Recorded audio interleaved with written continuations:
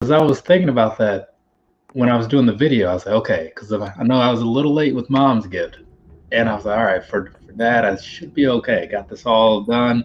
All I need to do is just get the package or the box packaged up and put a card in there and all that good stuff. Right. But sure enough, like now it's like, okay, I got to get that out. I mean, they're only in South Carolina, you know what I mean? So I Right. just got to get it out by Wednesday. Tuesday. Oh yeah, Because Tuesday. then if I mail it Wednesday, it'll be there Friday. Right. I don't know what else they might have planned or whatever. So just want to make sure it's there on time. Yeah, because I was saying to myself, I said, let me hurry up and get him out of the way, because I'm like, let me bring you to Sam's, get what you want, and I'm scrambling for his gift, and I'm like, oh wait, it's next weekend. Yeah. So I didn't have to worry about it. But that is kind of one of the upsides though, is that since you were on it now, Yeah. it was it takes away from all that like later really trying to scramble because that was me for like when I was looking for a Mother's Day card Right. because it was just crazy. Like, I mean, I get it, like not everywhere is fully stocked on everything right now, but Right. I went to Walmart and there was like two cards in there or something, and I'm thinking, man, like, I mean, it's the thought that counts, but you still want to get a good one. Well, my grandmother, and she to this day, I think she still does it. Like, she goes to the store and she'll just like stockpile like Mother's Day cards, birthday cards, like just buy them for no reason at all, and just keep them all until like when she really needs them. So, I mean, if you go to the store and like the whole section is missing, she probably had something to do with that. I mean, that actually kind of makes sense though. If you have a lot of people that you're Right. sending cards to on the regular basis, like birthday cards and stuff like But I that. mean, I'm one of those people. I'm like, I don't like constantly getting the same generic card for everybody. So like, I like to personalize it a little bit. Right. Yeah, I feel the same way. So lots of times, like my mom, she was bordering on mad almost this year. When I was like, yeah, I just picked up your card. I think you're gonna like it. She's like, oh, you didn't make me one this year? I'm like, sorry, I guess. Like, I made the Oh, shoes though. she wants the creative effort. Because I do that from time to time. You know, I'll break out the construction paper and like all the stuff. You know, I go all out because I got a lot of free time. Right. But this year I found one that just happened to work perfectly. You know, I think I'm getting to that practical part where, look, just take the gift card and be good, and yeah. you're That's where my sister comes in. She's all for that. But I like, just get see, the gift card. yeah. I mean, you can't go wrong with that. Actually, I think last time she just asked me for like some. I think last time she just wanted straight up cash. Well, not cash, but like Venmo or PayPal or something. My Right. sister. But, you know, she's what is it? She'll be 20 this year, so she's in that range where it's like Oh yeah. the money is what it is. You know what I'm saying? The motivator. Yeah. So I can give her like, oh hey, I bought you this pair of jeans or whatever. It's like, oh, she might even like them, but it's like if you give her that same amount, like physically, she's taking that every time. I'm holding it over my brother's head. I'm like, didn't I pay for your graduation party? Did I not pay for your graduation party? Are you not satisfied? See? Okay, looks like we got a few people in here. We can go ahead and get on to what we're here for. So I know you can maybe you read the description, maybe you Good, didn't. easy. Oh, good, good. I don't know, but like as it says, no kicks, just figs. So if you're familiar with the revival, kind of stole that off of them, but Right. we'll leave that as it is. Didn't they steal a new name? What is their? I don't know what they're. Well, I know they're just FTR now, but I don't know if they have a slogan anymore or not. But what it is like so. Jeezy and I every now and then, you know, we'll get on our little tangents about like action figures and collecting and all that stuff. Because outside of the shoe thing, like everybody who does the shoe stuff, right? Like or collects anything, there's some other interest that you have, and this happens to be one of ours, right? It's action figures and buying what we grew up on, like collecting what we couldn't get Missed out then, on, or maybe correct. something similar. you know. So today we're just here talking about like what got us, what got our attention when we were little, you know, the stuff we had growing up, and then moving on later, what made us actually start buying some of that stuff when we could actually buy it for ourselves. Right. You know, so geez, if you want to go ahead and get started, you know, first tell people where they can find you other than the links in the description. Oh yeah. First off, thank you for having me Shoes Up Sleeves Down on the channel. And yes, as we are discussing today, it's pretty much, you know, action figures and, you know, the early uprising of what sparked the interest. But you could really find me on Jezzy Christ, aka Thriller. That's my channel name. And also you can find me at Jezzy Christ 1 on Instagram. And is the real the true Jezzy Christ. That's the old tag for Twitter as well. Okay. All right. And I was just gonna go ahead and paste these in the chat if I can find it, because I know the links are in the description, but you know, just to make it easy on people so they can jump right to it. Find that. So there you go. That's it. You got a question there. Is there some X-Men behind you? Yes, it is. Yes, it is, Derek. I mean, because I know. Trust me, if I could go to my storage unit right now, I would pull it out. But it's like it's crazy right now. But I did pull out a few of the newer figures right now.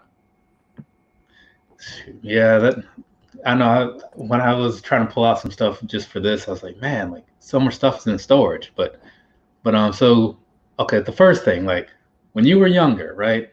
Mm-hmm. What figures did you have? Like, what were your favorites, go-tos? My initial spark interest was the early Kenner-toy Star Wars figures.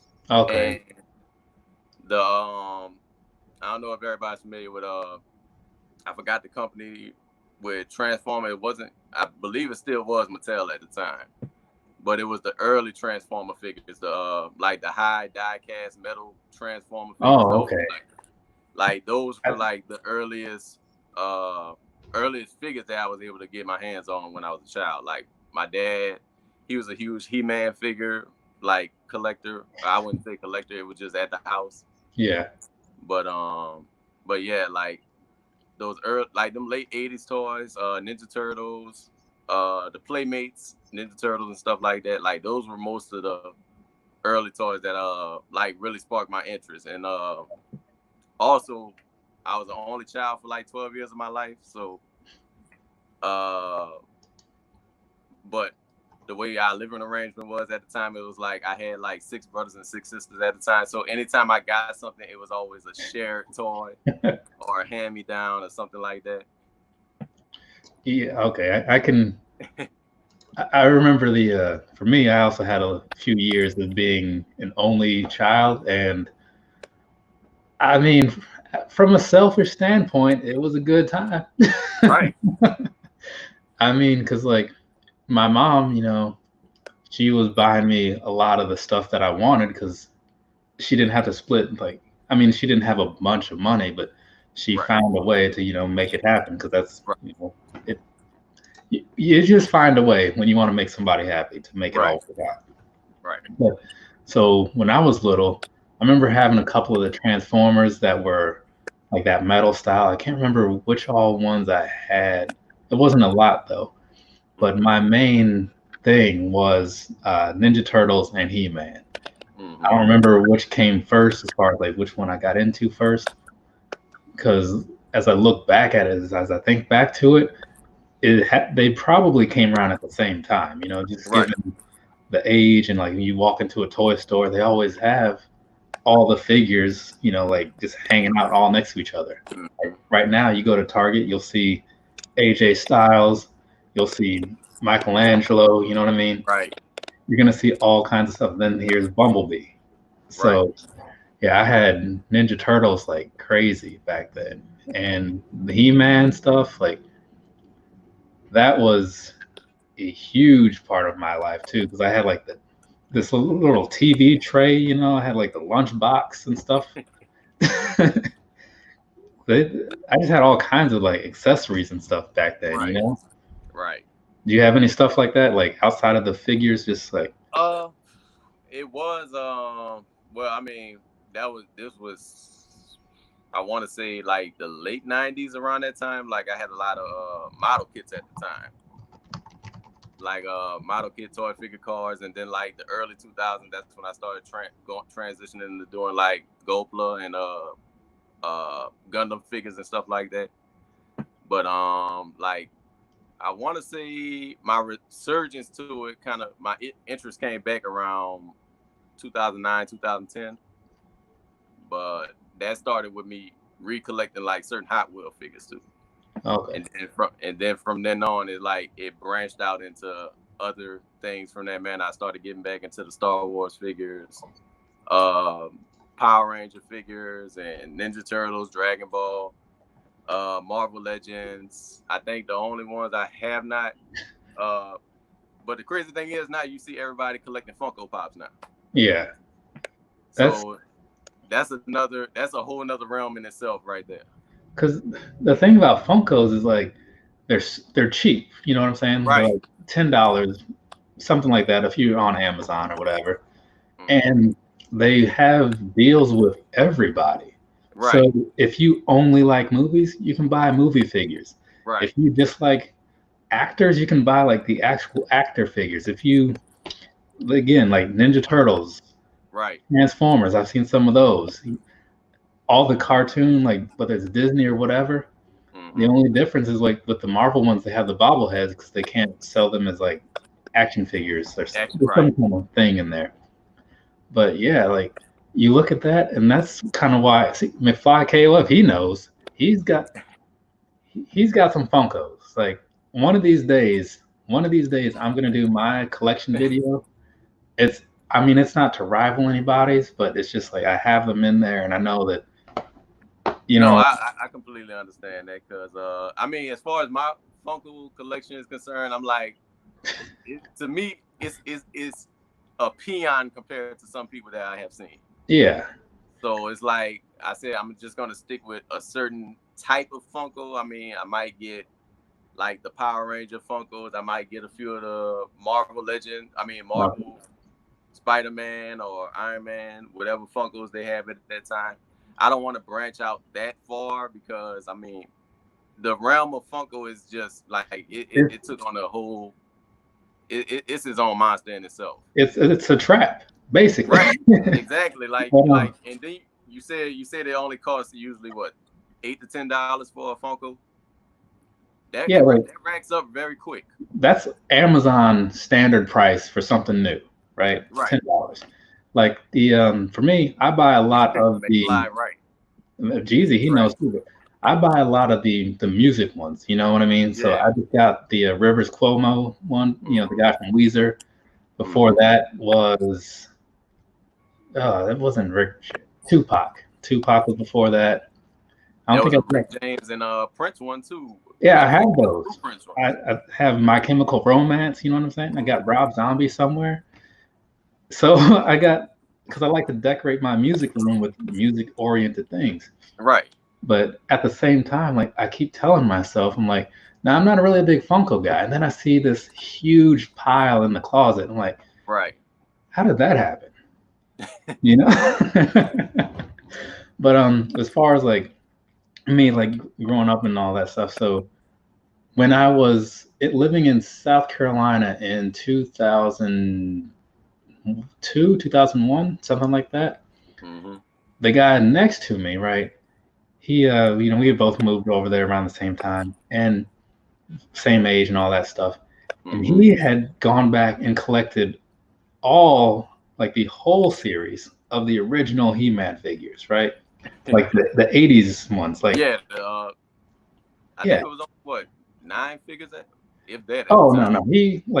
He had everything. The full line. Yes, from figure 1 to like Clamp Champ and Modulog and whoever else was at the end. Right. And he even had like, you know, you would have doubles of certain things. It's like, well, this is He-Man, but this is like the 8-back He-Man when they only had 7 other figures. And then this is the one that they had later where he had like the double sword instead of the single sword. he had, when you want to talk completionist outside of vehicles, that was Right. him. So I remember going in there and he had them all on his wall, and I was like, man, these are pretty cool. And this was around the same time that the Four Horsemen and somebody started redoing the line for the 2002 series, right? Right. So which is like these right here, like maybe you Right. remember seeing these and stuff. Mm-hmm. So I got suckered into those because I was at Walmart down visiting my mom's house, and I saw He-Man and I saw Skeletor. Mm-hmm. I was like, you know what? Let me get these two. And then later on, I saw like, oh, there's Evil Lyn. Oh, there's Man at Arms. Let me get those. And then I'm like, okay, well, I've got 4. And I look at it, it's like, oh, well, the whole set right now is only like 6 and 6. Let me just go get those other ones. And that's how they get you. After that, just like trying to catch up and just man. I mean, that's kind of the same thing like with who was it? Like I said, with the Marvel figures, like they're bringing back the 95 vintage Spider-Man wave from remember when the animated series came out? They're bringing that line back. Oh. So it's like you're pretty much like you think you've completed something, and now they've added this little layer on it. But just what you were saying about with the He-Man reproduction, I mean, what got me back in the Ninja Turtle was this one right here, the reissue of Leonardo and Shredder. Okay. But the thing about this was, I think, like I said, just like with sneakers, like resale goes up with a lot of things too. So it's like there was resale value, so a lot of people was buying a bulk of these up at that time. But yeah, I want to say around 95. Yeah, around 95, 96, I started getting into the Beast War figures. The Beast War Transformers. Oh yeah, like they got rid of the metal and started doing all plastic. And I think it was like they started doing the crazy variations of Ninja Turtles and everything, and also like I said, Power Rangers at the same time, those automorphin figures and stuff like that. That's kind of like, I feel like that was the peak right there at that time. Because what was I in the mid 90s? That was when I had first started getting. I don't remember who it was, but that was when I first started getting the Marvel characters. Yeah. Remember like, the ones that they redid recently, like that original line from around then, like 91, 92? Yeah, about because I had like those. I had like Colossus where you could just like do bicep curls, and I had, who else did I have? There was I had a Wolverine, I think. Mm-hmm. Remember, I really wanted an Iceman, but like it just never happened to. Oh man, I messed Iceman. I messed that figure up because they had, like, I was told if you put him in the freezer, like he gets that frost build on him, but I wind up destroying the figure doing that. See, for me, it was because that was back when I lived here, actually, like up in Newport News, and I remember always wanting to go to Toy Works, which was the store around here then. But you know, like at the time, I didn't think much of it. I would just not see stuff. Now, being older, I know that it's like, you know, they might receive a case of something, and it's gonna have 3 Cyclops, 1 Jean Grey, 2 Storms, and 1 Nightcrawler, something like that. So that's why you can't find Nightcrawler, because he's not limited, but he's just not the key character. Yeah, the case didn't carry it. Yeah, so I remember looking at that because I was also, was it like a couple years later, I got into collecting like the actual comic book cards and all that. And so then that kind of just plays off of each other, you know? You just want everything. Right. But yeah, so I remember looking at some of those figures online not too long ago, and you see the ones you had, like, you look at it now, it's like it's a very cheap Omega Red, but that was like one of my favorite figures back then. You know, it had like the tentacle things coming out of his hand and stuff. And just seeing the chat, like trying to keep up there. How about Captain Planet? What's up, JJ? I see you right there too. Man, yeah, what's going on, JJ? But Captain Planet was, I feel like if I was to watch that right now, it would not age well. But like at the time, I was all about I mean, it. certain episodes kind of caught me more than other ones with Captain Planet. Yeah.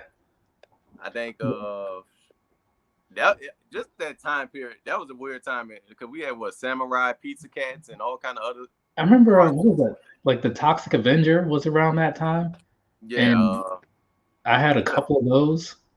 I remember I had one of them, and I sat it on the lampshade just because he was just hanging out up there because I think he had like a hook. It was one of the guys from that line anyway. But I just had him sitting up there, and I went out of the room, came back, turned my light on, do whatever. Right. And then, oh, where's that guy? And then I go over there to find it, all melted up because I turned the light on and he melted.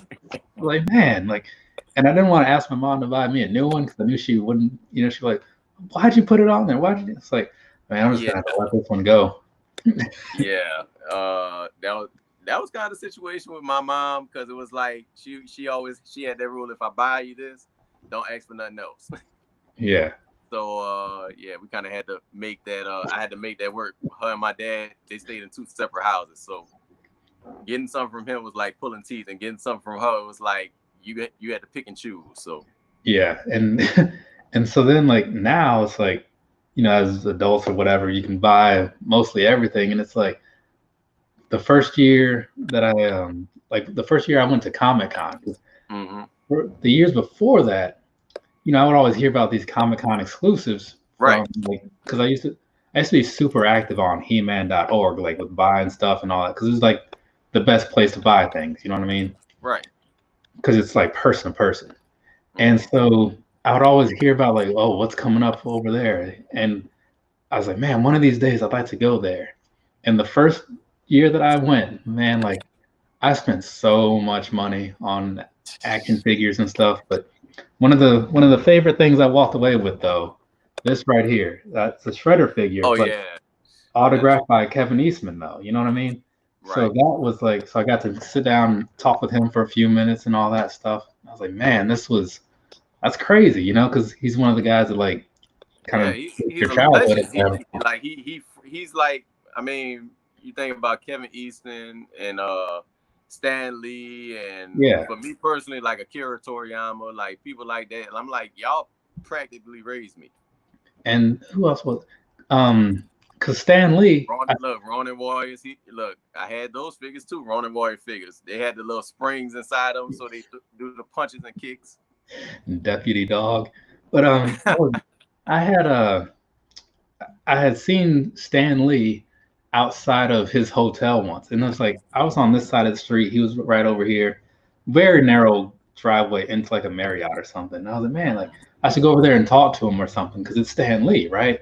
Right. I was like, man, like he's probably getting bothered with people all the time. Like I'm just gonna give him his space, like. So part of me obviously regrets that a whole lot because I should have just went over there and talked to him. To be honest, Stan Lee's one of those guys. Like, no, come talk to me, please.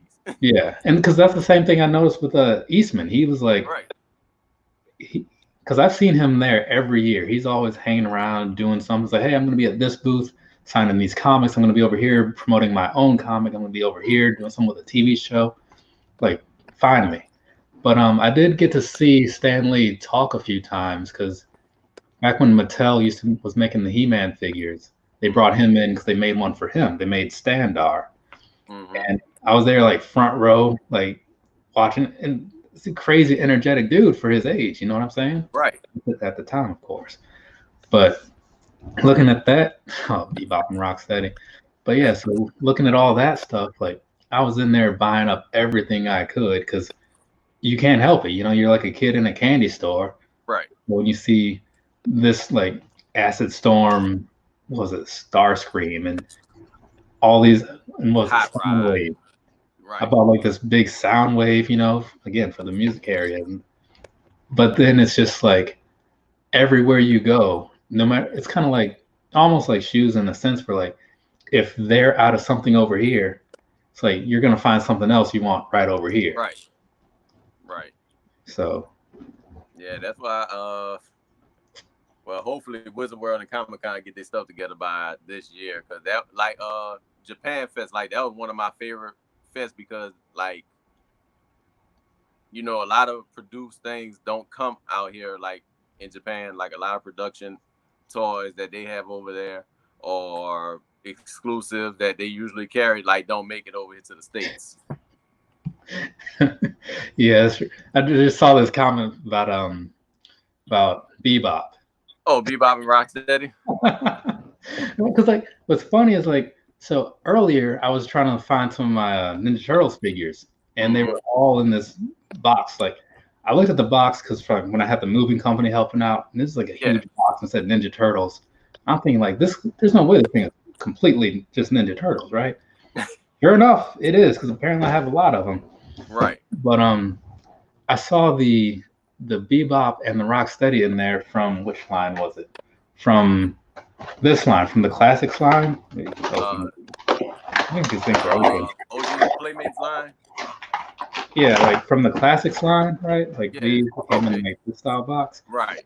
Those things are like so detailed. Like they got all the articulation, they got all the details. I'm like, man, you picked up the comic, what it was, the comic style ones? It was a 4-pack. I don't think I did. I mean, because here's the thing.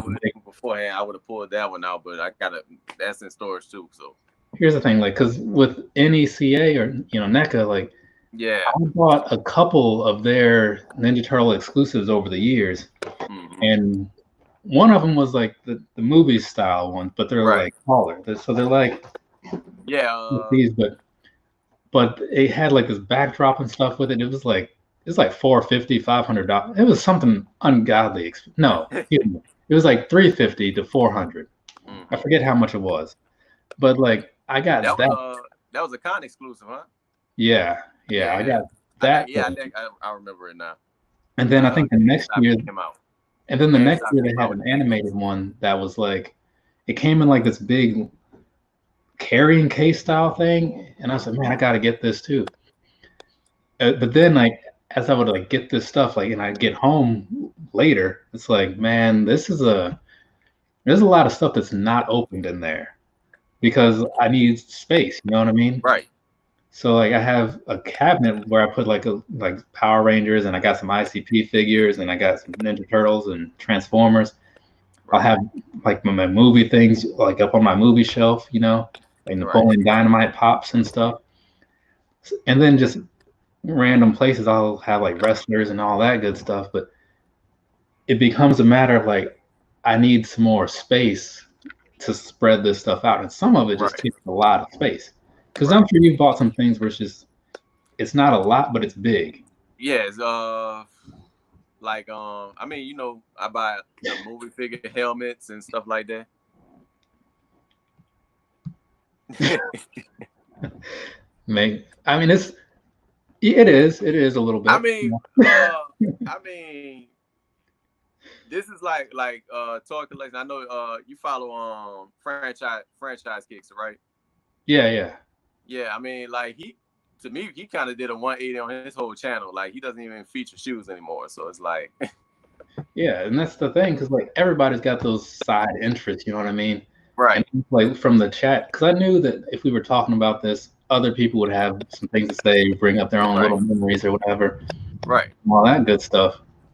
And it's cool because like I can sit here and talk about this stuff, take a break from other things. Obviously, for those interested though, I do have a shoe related video coming out later tonight. Recorded that this morning, so there's that for you. But like this type of stuff was an interest long before all that. Right. You know what I mean? And it's so universal because like, especially given that a lot of us grew up around the same time or whatever.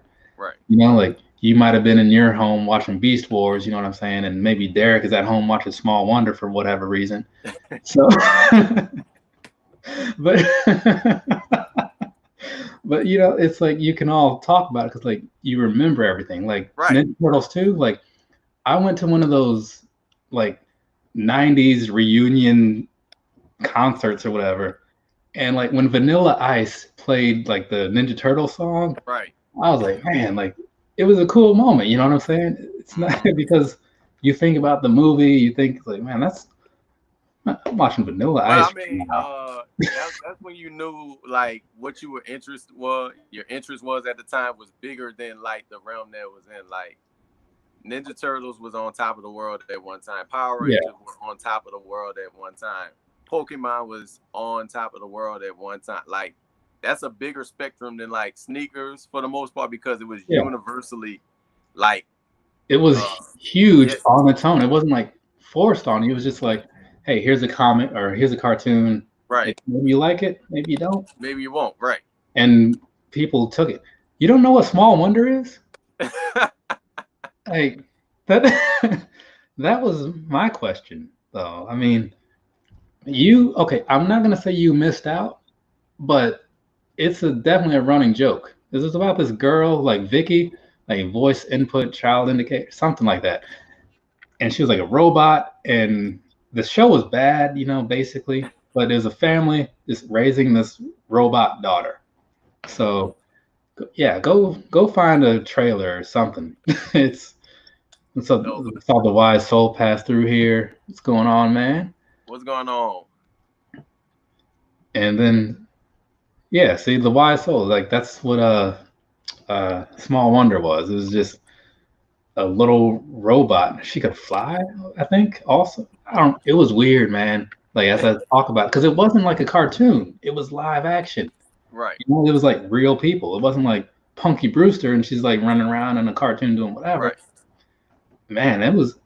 I heard that none of the actors from Small Wonder did anything after that show, which does not surprise me. That doesn't say too much. They probably didn't want to be anything with that. I mean, you can't. Short Circuit. I forgot about Short Circuit. Johnny Five. Rolling around and just like, I mean, at the time, that was one of the coolest things, Yeah. Off of that same topic, though, same line. Do you guys remember the movie Batteries Not Included? Why did the movie sound familiar? It was, I don't know, it was about a bunch of little robots. It was, I don't remember what the deal was, but it was out there. I'd have to, I don't know if I can play like a trailer or something, but I'm not going to worry about that. It was one of those 80s movies, you know what I mean? Like probably around the same time as like Little Shop of Horrors, and where they were just kind of doing some kind of out there sort of things, but like within a certain realm. Just, hey, this might entertain some people. Right. But I'll have to send you a link or something later. Probably a cult classics. Man, like small. In my to pull a page out of JJ All Day's book, I guess. Speaking of which, follow him if you're not JJ All Day. But in my CD book right now is a friend of mine's Small Soldiers soundtrack. I've had it since high school, and at this point, I guess it's just mine. So yeah. I think after the first year, it became yours. Okay, see, Boat, he knows about it. Yeah. But hold on, let's see. That sounds like a Spielberg thing. McFly asked the question, it's like, do y'all watch the show on Netflix or Hulu that recaps the toy franchise? I think I heard that shit. I feel like I've seen an episode of something like that, but I don't think it was an actual series. Mm-hmm. No, I don't think it was an actual series or anything, from what I remember. But I have watched, because like you'll see stuff, and sometimes it's just like a recap of something, like something very specific. I was watching some random thing on YouTube the other day, where it was just somebody that was like, you know what, I'm going to talk about all the Marvel Legends Wolverine variations over the years, Mm-hmm. And I didn't expect to watch that whole thing, because it's like, let me see what this is about. Like at least 20 to 30 minutes of like those comparison videos of all of them from Toy Biz all the way till now. Is that the name of it? The Toys That Made Us? I don't know if that's what it's called. Let me do a quick search. Yeah, looks like it is, because as soon as I type it in, it comes up on Netflix. Okay. So the Toys That Made Us. good job to Derek Armstrong for putting that in there. I'm gonna have to check that out. Yeah. So I'll have to come back to that a little bit later. But yeah, man, when I think back to all those years of like the different cartoons and the different shows, like you take something like, what was it, X-Men the animated series, right? Right. And it came out, and as a child, I'm just thinking like, hey, it's a lot of the people from the cards that I'm collecting and the comics that I'm reading. Even with some like not so expected cameos from random people. Right. And I took it for what it was at the time, but then later it's like you realize, like, man, like that was a really good show, like, and like staying power. I mean, being a child, you're not gonna pick up on it like that, but then you'd be like, wait, there was a lot of substance with these cartoons back in the day. Yeah, they were, because I remember watching that one, and I'm using my mom's Disney Plus account because I guess she has Verizon, so it's free or something. Yeah. So I'm like, man, I need to like watch that. And then they did did you watch Wolverine and the X-Men? It's kind of like along that same line. Yeah, that one I actually liked that. That was actually one of the better X-Men series, to be perfectly honest with you. Like, not shitting on X-Men Evolution. That was good. That was good in its own right. But I mean, as far as like depth wise, that was actually a good show. Yeah, because I don't remember how I found out about that, but it was later on after it had been a completed series. Right. And then it sucked because they were building up for, was it the Age of the Apocalypse? I think it was. I think Dark Phoenix was the last saga they had. They were building up for something like, the series ended and you knew where it was going. Right. And then the series or the season ended, and then the series just ended too. You know what I mean? Right. And it's stuff like that where I hate seeing stuff that I like just walk away, when it's like building up. It'd be nice if they would have just brought it back, just like, hey, just come back, do that final season. I think they could have did what they did, like they did with Young Justice. Like, Young Justice initially got canceled, but then they eventually brought it back because, everybody made an uproar over it. Let's see, animated X-Men is the Jordan 1. Thanks. No, hold on. Did anybody ever see like the original Pride of X-Men cartoon? It came out before X-Men the animated series. I don't think I did. It'll make you appreciate the X-Men animated series a lot more, because like Wolverine with an Australian accent and all kind of other stuff, like it was based off of the video game at that time. Huh. The Nintendo one? Yeah. Remember the arcade one? Oh, the arcade one. Yeah, the arcade game. That's what that show was based off of. Because I do remember there being a Nintendo one that was not very good. No, I think the only good one was Spider-Man, X-Men, Sega Genesis, X-Men. That was actually a good one. I don't know who this person is, but thank you for showing up. Red. Shout out from the Philippines. Yeah. Never been there. I've heard good things, though. Good people over there. Yeah. But, what was it? I'll have to look that up, though, but I do remember playing the arcade game a lot, because that was out to promote the X-Men series, and they had Dazzler in it, because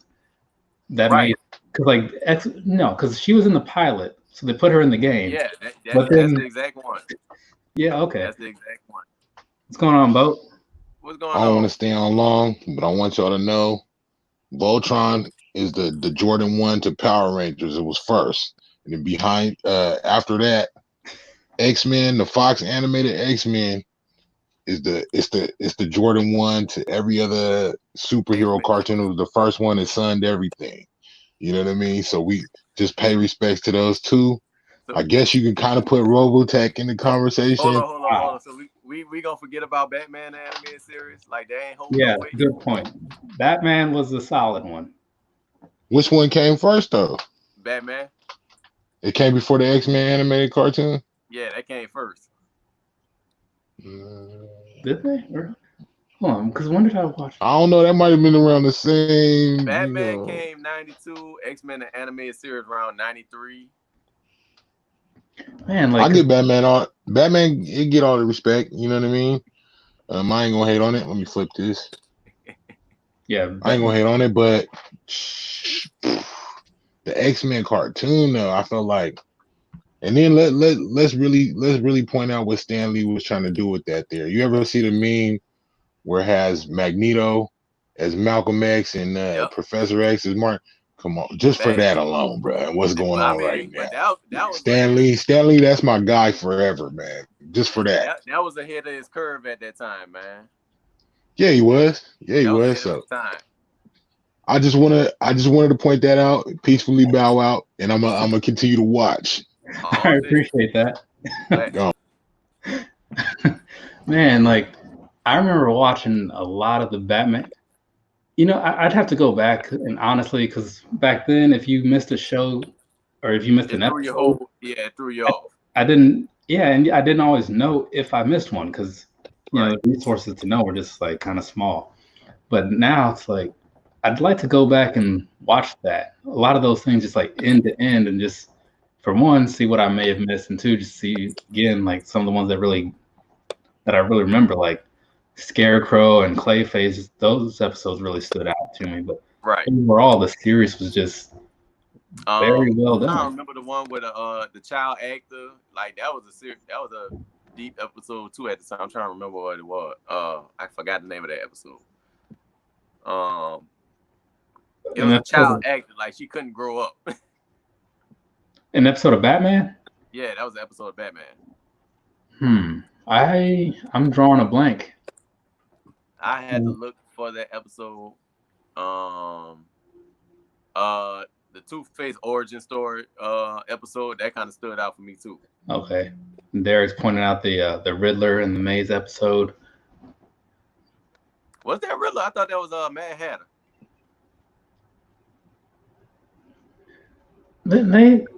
They had some people that kind of overlapped in some ways, like as far as like their villain thing. Yeah. Right, because there's somebody. No, Arcade was Marvel, right? Right. But there was somebody else in the DC universe that was kind of like that too. A Riddler-ish character. Yeah, because like, but you know how sometimes certain villains kind of are not necessarily tied to, but like they're more associated with certain heroes. Right. When you see Doctor Doom, you think Fantastic Four, right? Right. So I think it might have been one of those Wolverine, X-Men. Yeah. So I think it might have been one of those ones where it was somebody that was because they were on the Flash, like the show that still comes on like on the CW. Yeah. But I can't think of what the person's name was though. Because personally a lot of the Flash villains on that live action show, very forgettable. Very forgettable. I think a lot of Flash's villains is kind of like that. Yeah, because I mean, and I know that a lot of people like the show enough that it's still going and still, has a good following. But when you take like some good Flash episodes and you take some good Arrow episodes, the Arrow episodes for me are the ones to go to. Right. Because like everything else is just, I don't know, it's so. I guess it's like the other end of the spectrum, like the lighthearted stuff. Yeah. Let's see. He says, the blonde girl. Yeah, Derek know what I was talking about with the little child actor, the little blonde girl. Huh. Okay. He's on it today.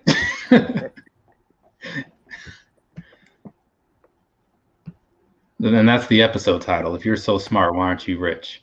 Okay, yeah. So is the animated series that's probably only on, well, actually it might be on HBO Max. The Batman animated series? Yeah. It might be, or if it's not, it's probably on DC what is it? DC app or some shit like that. Because I know like I have an AT&T like unlimited wireless plan or whatever, so I have free HBO Max.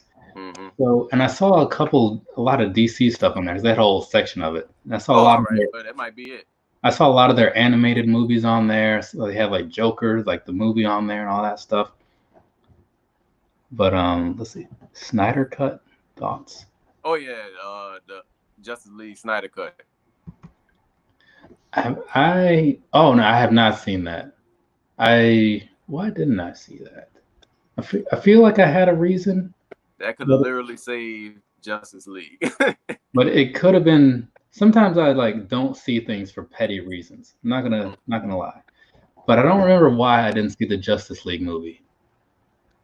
Because I remember not seeing. That's not the one with Will Smith in it, right?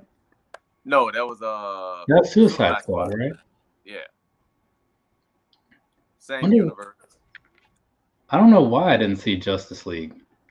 I still haven't even seen what's the Aquaman, and I wanted to see that.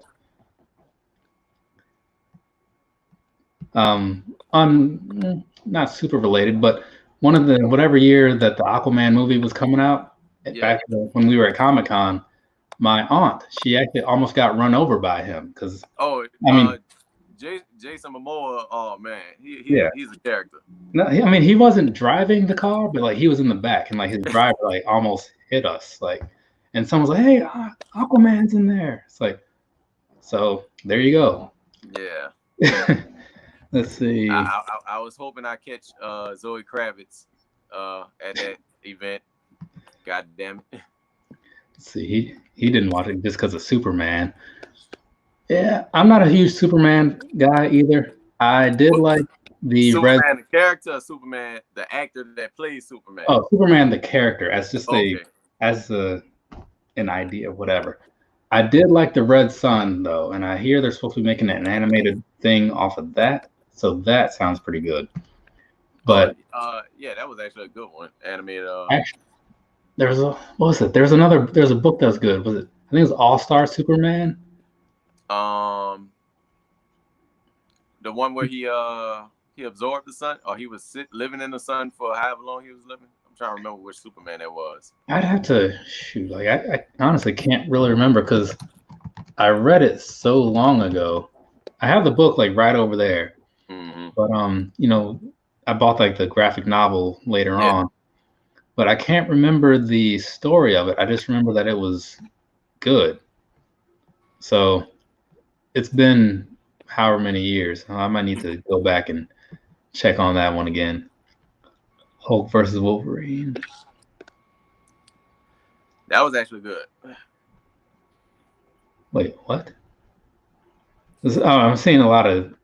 I'm catching up on the messages in the chat. It's like something about Beyonce. Is Beyonce gonna be in Black Panther or something? I pray to God not. Hey, I don't know where that came from. Is that no?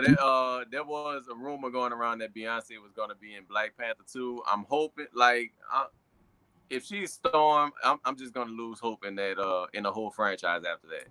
Okay. And why so? What were you talking about here? If not going to build off of what? If they're not going to build off of it.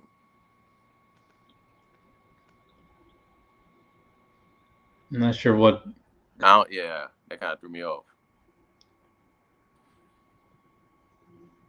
Yeah, I'm not sure either. But man, I think he's talking about the Snyder Cut. Oh, are they not going to build off of it?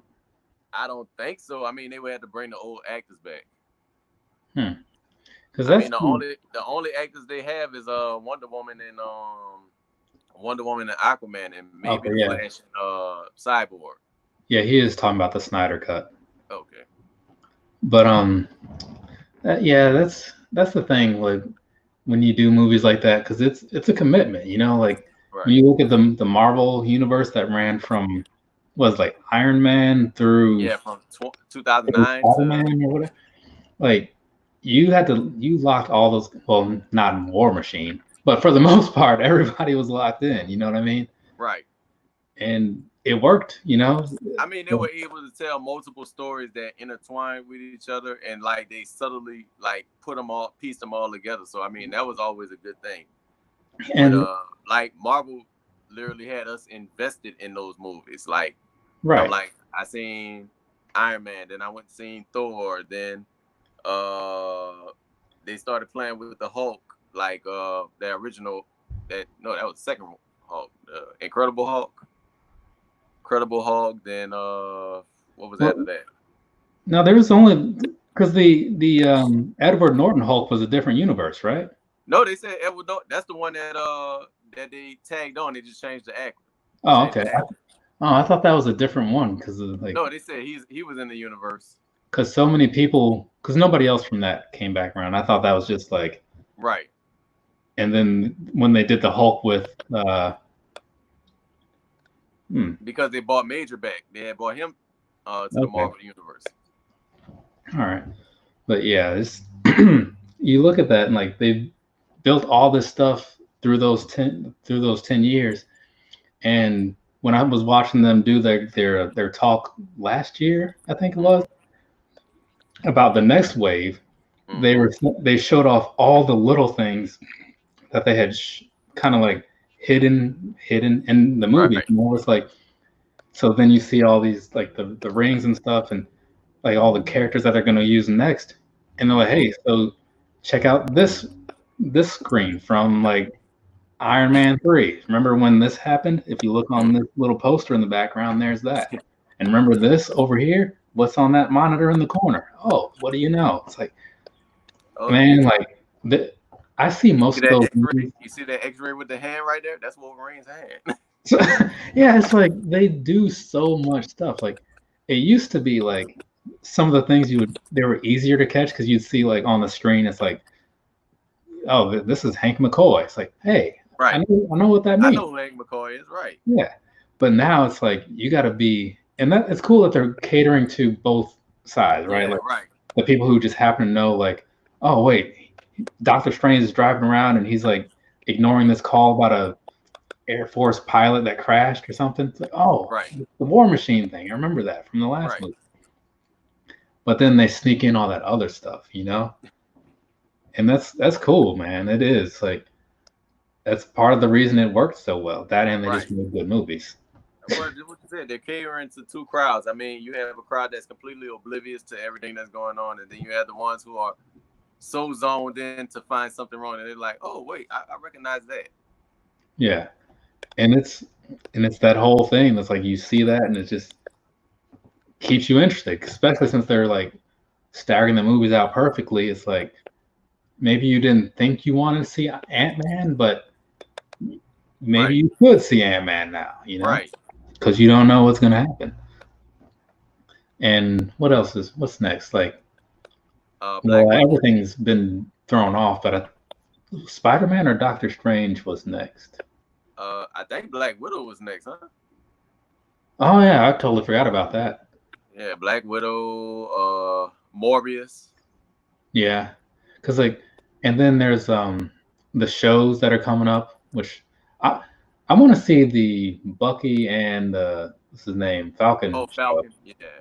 Yeah, Winter Soldier, whatever. Yeah.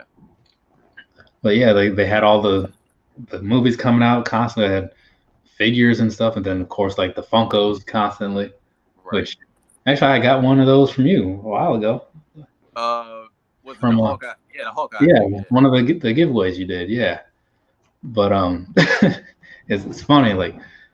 And I also have what else did I get from that universe? I got the Doctor Strange.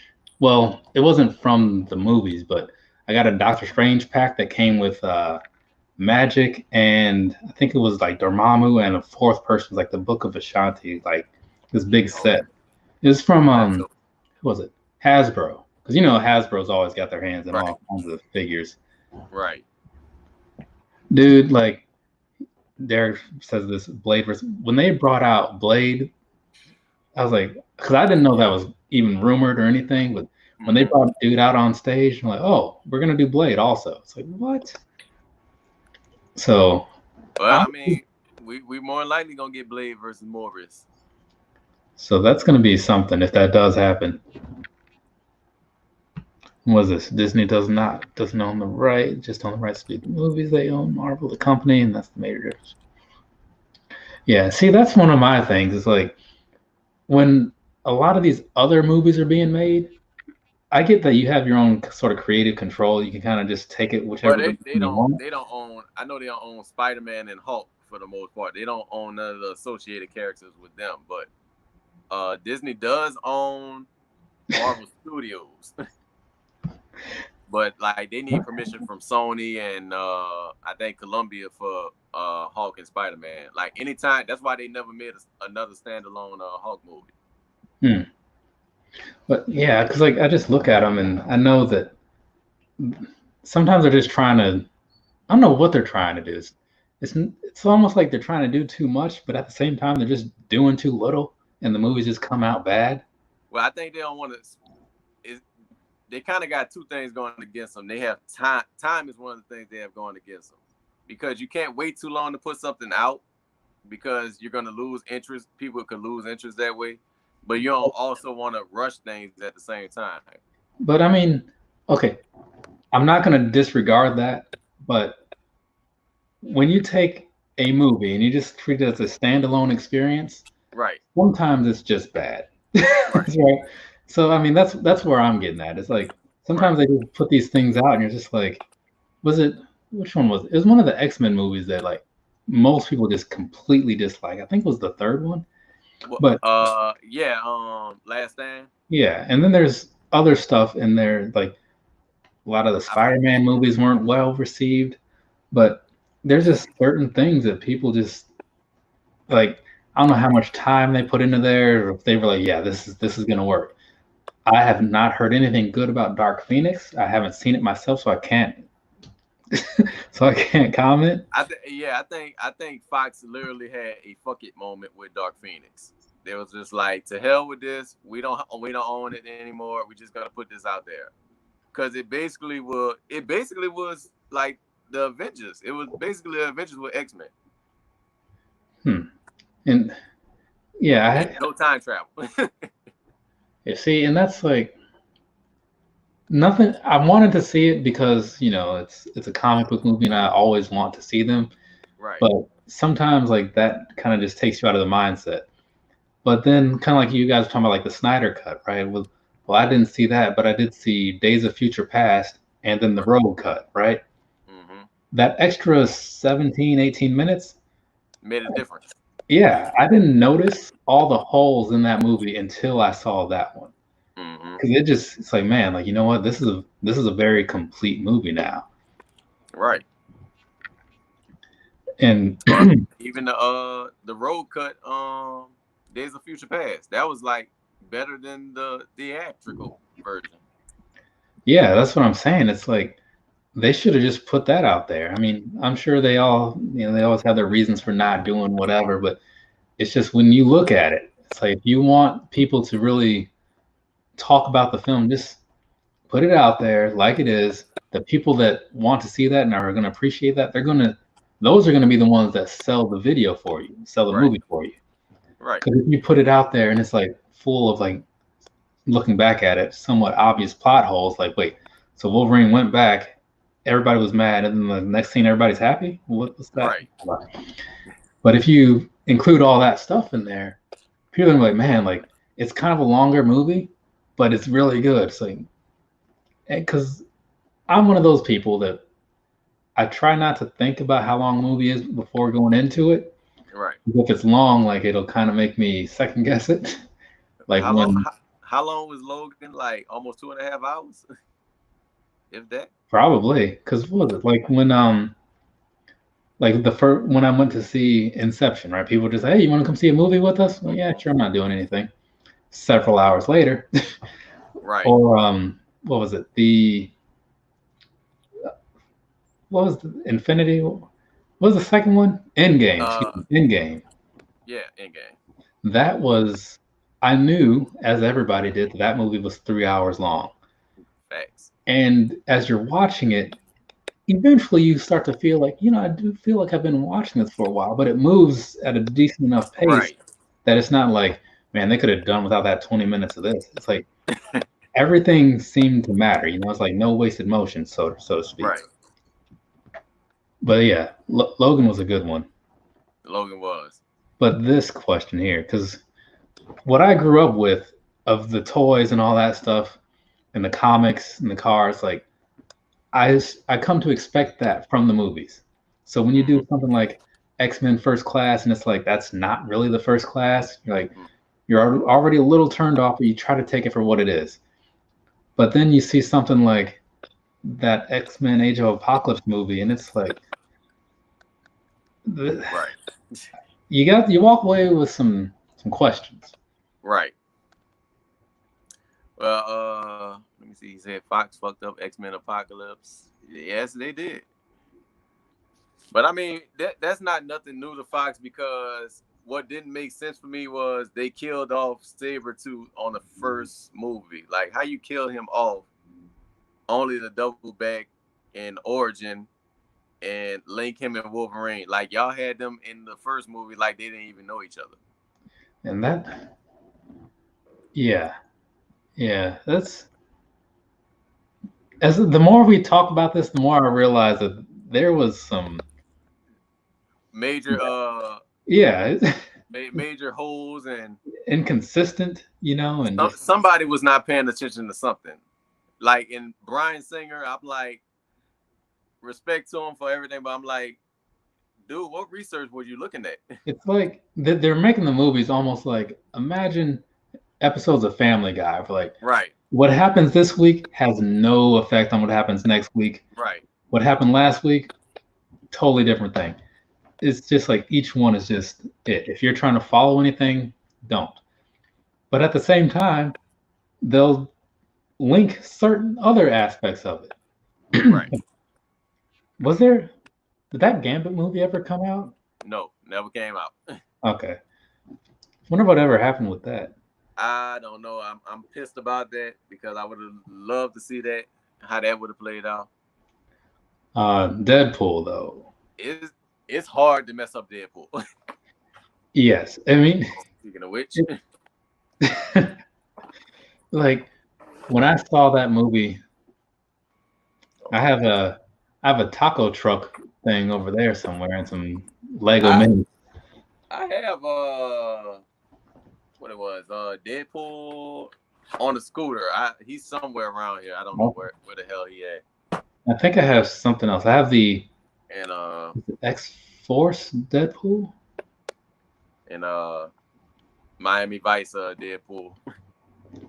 Yeah, so because that's the thing, like Deadpool is the right kind of character where you can do so many things with him, and then and from there it's just up to the imagination. As long as you get the right actor that can actually sell his persona, right? And who would have known it'd be the Green Lantern? Flopped. Jeez, that was. I mean,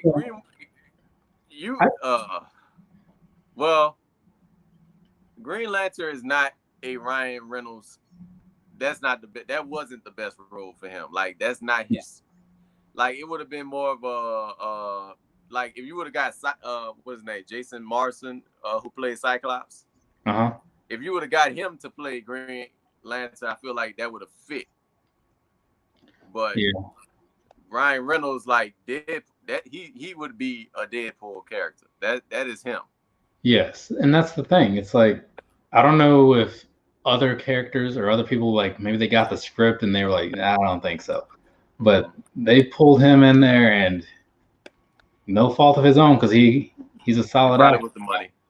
But you can't save everything, even on your own like skill or your own merit or whatever. Sometimes things are just, you're just up against the wall, you know. Derek had a question.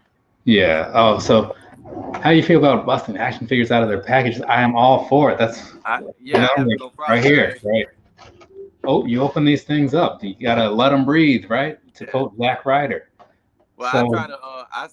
I usually buy a lot of doubles, so that way I can have a figure that I could display, like, out the pack, and I can also have one that's in the pack. Yeah, and actually, was it because I just got a box in yesterday or something? Not too long ago. To Mm-hmm. open this up because it's actually like one we were talking about a little while ago. If you'll remember it when you get to it. But Mm-hmm. yeah, I like to display a lot of my stuff, right? Right. So the original 2000 series that I have, Mm-hmm. like for the He-Man, those are boxed because it was just easier. And then when I was moving around, it was just too much effort to find Right. space for a whole bunch of sets. So this comes from Ringside Collectibles. As you remember, we were talking about Oh them not yeah, long yeah. ago. Becky Lynch. Becky Sounds Lynch and right. Shayna Baszler. Okay, okay. Trying to get back into getting my wrestling figures together. So these Right. were a must-have because this one was starting to get a little bit scarce. You know what I'm saying? Shayna's Mm-hmm. not going anywhere. But I Yeah. figured, let me just hop Yeah, I on think this. the Becky Lynch ones are getting a little scarce, especially like the original, like her, the man mode. Yeah, do I have the pop too? Yeah, because that came out last year. Uh, But I will say though, oh, some of these I are did pretty pick up. good. What was my Cause like list? this one, looking at the face and stuff, like it's done pretty well. It looks a lot like Yeah. Who has it? Mattel now, right? yeah, yeah. Yeah, Mattel been doing a good job with it. I mean, I still like the old Jakks, Pacific figures Uh-huh. for the most part. I only got one left. That's Rocky Johnson. That's the only one I couldn't get rid of. Ah, so let's what's what's next for me? Like, oh, I got Eddie Guerrero around here somewhere. He's I need to get somewhere. that Fiend figure. The only thing that stopped me was like it was like $35. I was like, Oh yeah. I want it, but I don't want that price. So I don't know. But they got it in stock early though, so that's part of the reason it costs what it costs. Yeah. But But they had a new Shinsuke Nakamura, like it's over the elite line. Like it got like 3 different head sculpts and oh, I think I saw like is that the one where they also made a John Cena and a Shawn Michaels?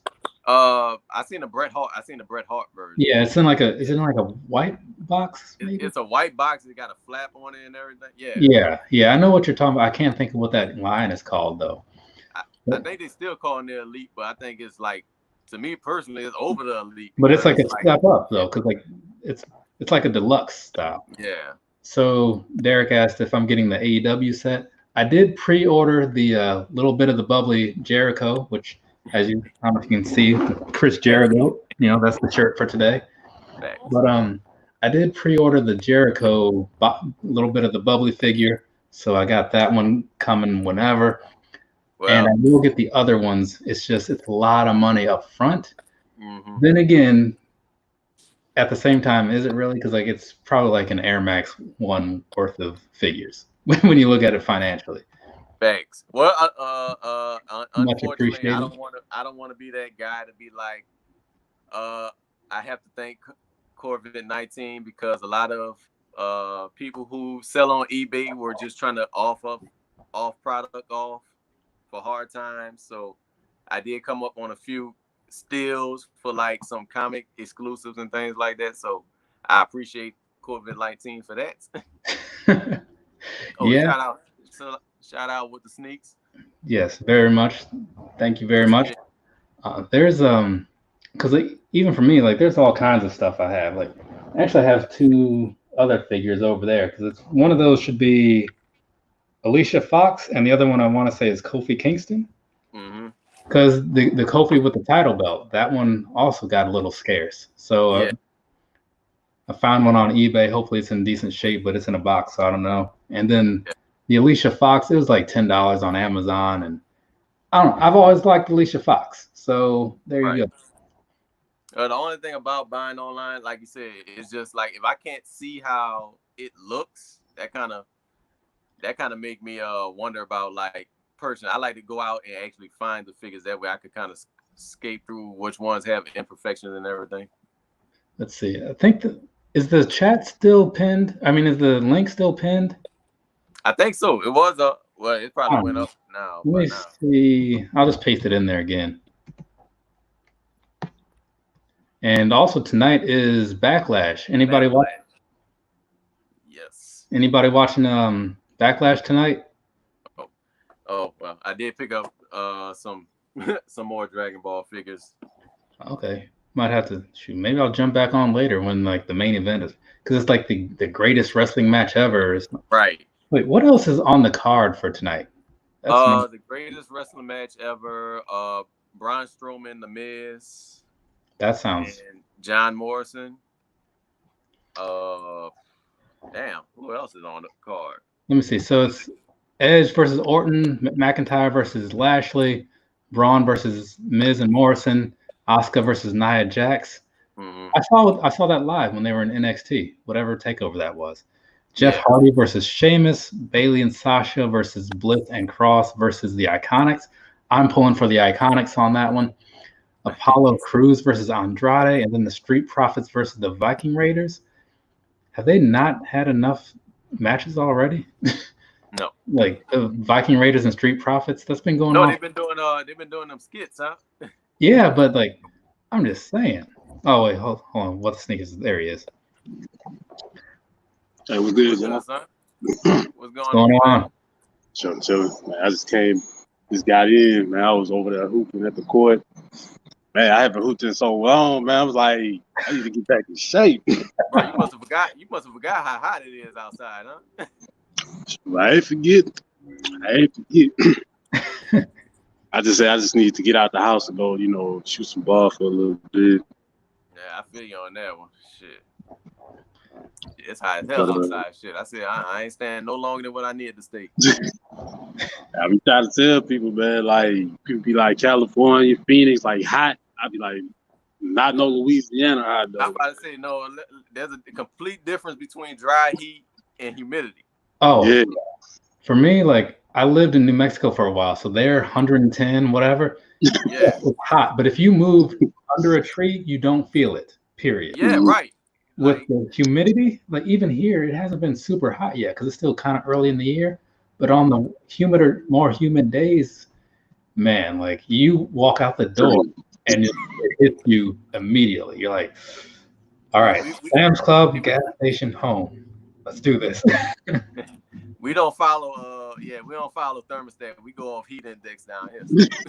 Yeah, that's the thing. Like, it's only 80 degrees. I said, but yeah, it says 97 on this thing right here. Exactly.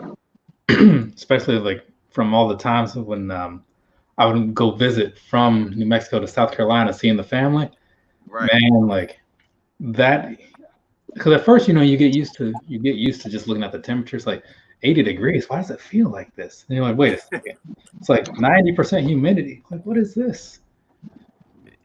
Take all the moisture out you, bro. Yeah. Man, like the Dudleys. Man, the Dudleys are crazy. I done been in dry heat, wore a full Dickie outfit and been good. Came back out here, was like, I gotta come out this. Hey man, Bo's Kick said something funny. He said, haven't kept up in a long time. Last thing I remember was the Dudleys fucking up made me young. And man, that is so old, bro. That's too early 2000. That's 2000. I was about to say 20 years have passed since then. I mean, don't get me wrong, like that was. Wait, wasn't she pregnant with Mark Henry? Yeah, got the hand, yeah. Yep. That stuff was so nasty, bro. I was like, bro, y'all really did that, bro? Like, nah. No. The one that took the kid was Triple H. And the Vicky situation. Yeah, that stuff was crazy. I was like, what the hell? Yeah, that was. I remember they brought that up on TV like a couple weeks ago. Whenever, it was like an like probably the worst segment I ever seen. That one for sure, though. Like, yeah, I think they did put that as one of the worst segments. Yeah, uncomfortable segments. That's what they called it. I mean, that's the thing. It's like there's a lot of bad segments or whatever. I mean, there's some good ones, but right now it's mostly all bad because it's just hard to get into it. Because they tried to put Nation of Domination as one of those bad segments because they said they were race baiting. I was like, that wasn't actually a bad segment. No, like what was it? Like Owen Hart ran in there and like telling on somebody. Man, like that was the. Again, I know there's some debates or whatever, like between like maybe like the certain parts of the 80s/90s, like late 80s, early 90s, but the Attitude Era like made for some good memories, though. You know what I mean? So to say that that's the greatest era, I see why some people say it, because all the stuff that really got a lot of the people that still watch now, or like at least watched then or whatever, that's what got them into it. You know, when you see Stone Cold coming out there doing whatever it is he's doing. But think about the length of time that was like. It was really like it seemed longer for us, but it was really like a span of 7 years. Yeah. Like you think about like the length of the Attitude Era, it wasn't really that long if you think about it. Because that's why like people often point out, like when you say like when you think about Kurt Angle, you think about how great he was, but you don't think about the fact that it was only like 2 years, 2 or 3 years that he was, because his time there was short.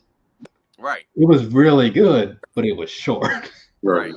Or even The Rock. Like The Rock peaked at what, 98? He was like 90. He came out a little bit before 98. No, he came in 96, but he wasn't popular until 98. Oh yeah. Like late 97, because I think he was in. Because I started watching in 97, and I think that Survivor Series, there's still like stuff between like him and the Nation, or him and Ahmed Johnson, or something like that.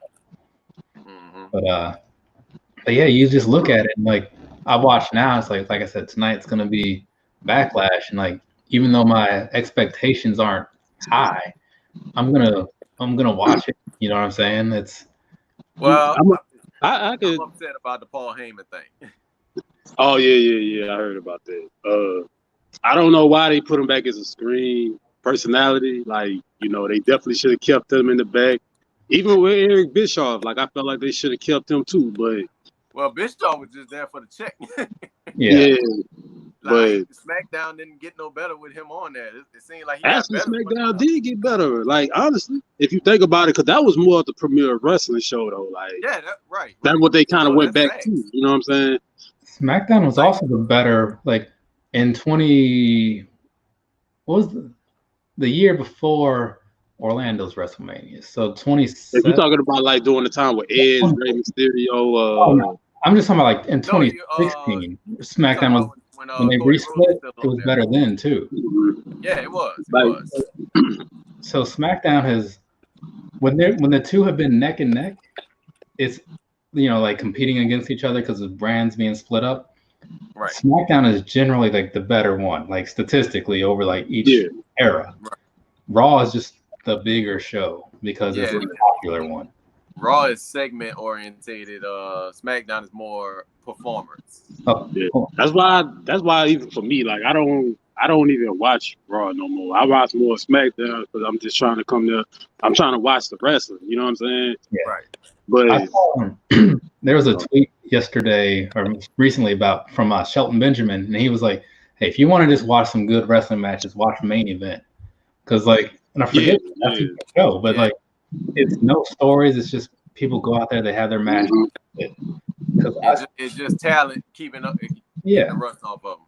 Because I went to Raw in DC a couple months ago, and I saw a Main Event, and then like Shelton Benjamin was on it, Ricochet versus one of the guys from Insanity or Sanity was on it.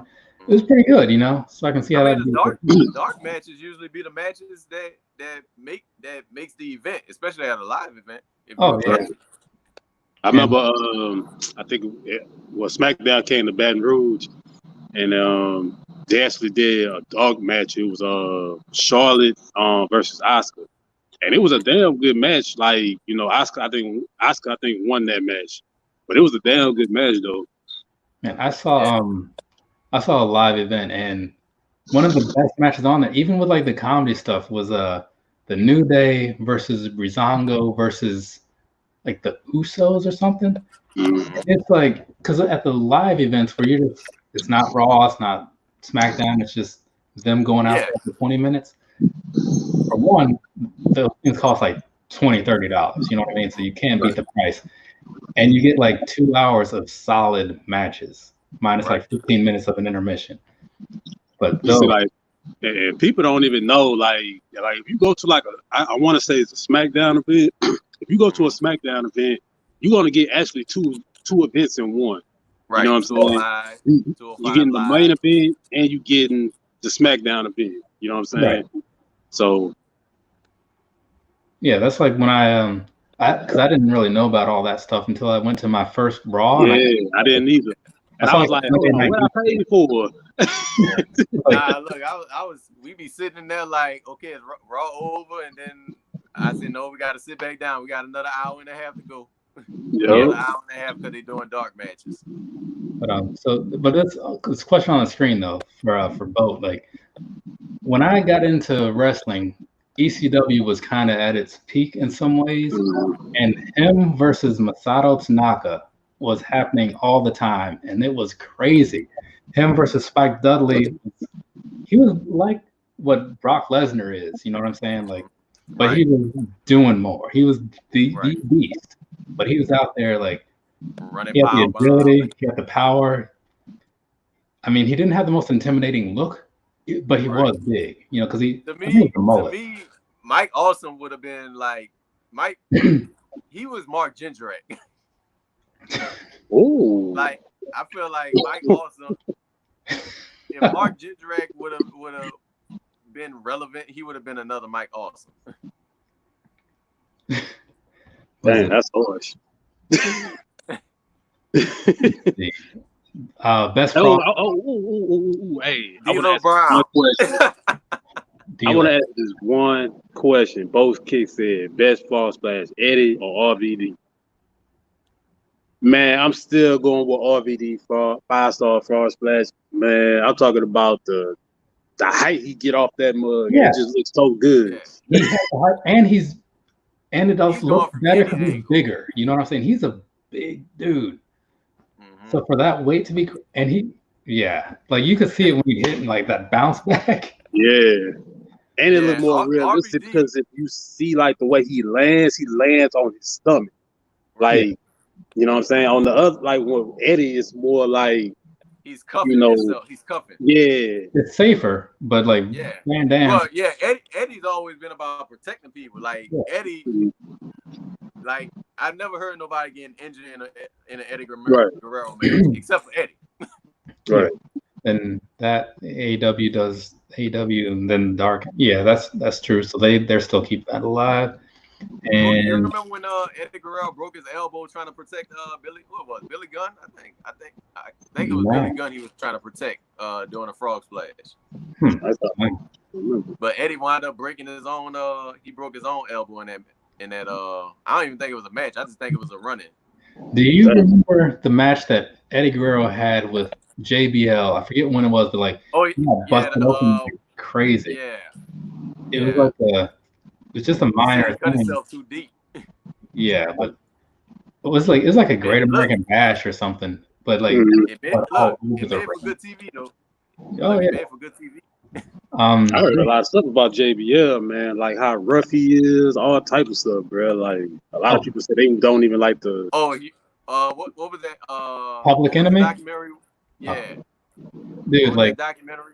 I don't remember the documentary, but I saw it was on Sunday Night Heat. Like Public Enemy had done something that just kind of it wasn't good etiquette, basically. And so then like they had a match with what was it, the APA, and they just destroyed them. You could see them like just being on the ground, like I'm down in Farouk's, like I'm gonna kick you again anyway, hard. And then it was also in Royal Rumble, maybe like there's a moment where it's like Benoit, Eddie, and Bob Holly. They was like it's the three of them and one other person in the ring that had tried to choke out Kurt Angle when he was doing like the. I think Taz really did choke out Kurt Angle. No, but this was like, you know, Kurt Angle was out there and there's like 5 dudes or something, kind of like NXT type status dudes. Yeah. And he was like, hey, like, who wants to like try to wrestle with me? And then the one guy that was supposed to do it or whatever, he tried to really like. Yeah, choke him out. Or break it. Or like he was trained, I think he was actually a trained MMA fighter or something like that. But like that guy, he was in the Royal Rumble later, and Eddie, Benoit, and Bob Holly just like beat him bad. What? Daniel Fury. They just took turns beating. Oh, I'm gonna have to go back. I'm gonna have to go back and watch. Yeah, I got WWE Daniel Network, so I got to go back and watch that. You saying the WrestleMania that same year? It was Royal Rumble, but Royal Rumble. I'll have to find out what year it was for sure. I got to see that. Yeah, that was 2003. I want to say that might have been 2003. Yeah, it might have been. It was ball game at that time. It was 2004, 2005. No, 2005. 2005. Okay. 2005 Royal Rumble, yeah. Because I think they were the first. They might have been the first 4 in the ring. But once he came out there, they all turned on him. But okay, so best DDT, Dreamer, Raven, or Jake the Snake? Ooh, hey, I'm going with Jake the Snake though, man. I want to say Raven. Yeah, I'm leaning more toward Raven. Cause like, I think because he put more into it. Yeah, I remember that. Like, it's very quick. Like, it's a spike DDT. It's pretty much almost a spike DDT. I can get that. And he would sit up and just do that like lazy Raven stuff that he does, you know. Tommy Dreamer, like if you just put the arm over your neck, it's just a snap suplex he's doing. Let's see the Van Daminator. So I remember the Van Terminator. Yeah, I remember the first time I saw that because it was like, you remember how back in like say '98 or whatever, if you wanted to find a clip of something, you didn't have a lot of options. There was no YouTube. You had to find out where it was. It was somewhere on the ECW site, some very small resolution thing, like of him doing the first ever Van Terminator. Man. My neighbor, he used to have like a ton of like wrestling tapes that like from New Japan and JPSW and all those other places. Like I had the old Hulk Hogan tapes, like when he was wearing the white trunks and was in Japan. So like you'll see it, like that was what you use to tell people wrestling's not fake. Yeah, that I ordered one of those. It looked so real to the point where it was like, so you mean to tell me this fake? Right, and like I ordered a High Spot or a tape from High Spots, and it was like New Japan best. No, well I ordered that one, but I also ordered like it's either a Sabu or a Cactus Jack tape. Either way, there was a Sabu versus Cactus Jack match on there, and there was a point where like I think it was Sabu had a beer bottle, right? Because they were, they wrestle wherever they wrestle. Right. And he had a beer bottle, and you see him go to break it over like Cactus Jack's head, and all you hear is the sound of it just like hitting it. He hit him like 2 or 3 times before it actually broke, because it was like a solid bottle. And I'm like, man, how? Of course, you already know how that goes. Mick Foley, he I don't know what's wrong with that dude, man, but he took some real hits. Alive, bro. Mick Foley is blessed because he should be worse. That man is God, though. I don't care what nobody say. That man is God. That the type of stuff that dude withstood, man, that's ridiculous. Well, one of the things that he said, like, because I saw him, he was doing a tour, like telling jokes and life about his story or stories about his life. And one of the things he said was, who was it? The guy that left wrestling to become like a concussion expert. I can't think of his name right now. I know what you're talking about. He's the heart. It starts with an H. But it's Nowinski. Yeah.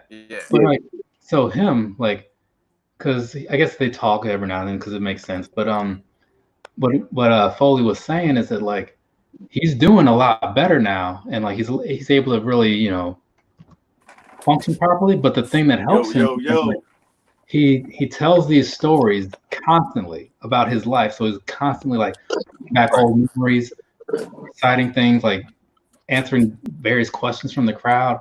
So his mind is always like super active about wrestling, and that keeps him sane, basically. Well, it keeps him like kind of like therapy, right? Because he has to keep right. What's going on, Optimistic? What's good, man? How y'all doing? What's going on? Right. What's going on? I mean, that's wrestling? kind of the same. Yeah. It's where the conversation went, Word. Yeah. I mean, that's kind of the same exercise they do, like with people with Alzheimer's or dementia. They kind of make them go through those memory exercises to kind of keep keep their mind sharp. What up, E-Money? Yeah, and it seems to be working because like when he was there talking, like there was no like who was the guy? It was like no matter what you asked him, like I told him because I met him after the show, and I'm like, hey man, like this event is what got me into wrestling. Like, and I told him about the Raw, the Monday before Revenge of the Taker in your house. I was like, oh yeah, I remember that pay-per-view because I ended up with my head through a hole in a table, and like and then this happens, right? And I'm like, man, like that's not a show that people really bring up. So for him to like be able to recall these like minor details about it was kind of cool. Ric Flair is the greatest wrestler of all time. As champion, he wrestled in every promotion except WWE. One of the craziest wrestlers is New Jack. So first off, I want to say, like, as far as Ric Flair goes, Ric Flair, yeah. I mean, I'm not even a huge Ric Flair guy, but when people say John Cena, it's like, oh, he's a 16-time champion. Ric Flair did it everywhere, right? So it means a lot more. And New Jack, if you guys have seen Dark Side of the Ring, New Jack crazy. Have you guys seen the Dark Side of the Ring episode with New Jack? Yeah. Okay, because I mean, New Jack is crazy, but he has what I call like he gets certain he's loophole crazy because what it was. How old was the guy? How old was that guy? 17 or something? Mass Transit? Yeah, he was like 17. 17. I mean, that was a loophole. Like that was, yeah, dude completely lied about some stuff. He falsified documents. That's on him. Right. If I'm falsifying documents to wrestle for ECW, I'm going against like Mysterio, Jericho. You know, I'm not going for New Jack. Like, no, I'm not doing it either. Like that's his fault. Like there were so many better options. So many. Wait, was Mysterio still there at the time? That happened. He had to have been because this was like 95. Yeah. And that's crazy. A lot of people don't even know Jericho and Rey Mysterio. A lot of folks, man, they was at ECW before they even went to these other promotions. You know what I'm saying? Most people that, a lot of the people that were in WCW were also in ECW. ECW, right? Yep. All the luchadors passed through there because like they had a thing with Triple A or whatever. What Triple A?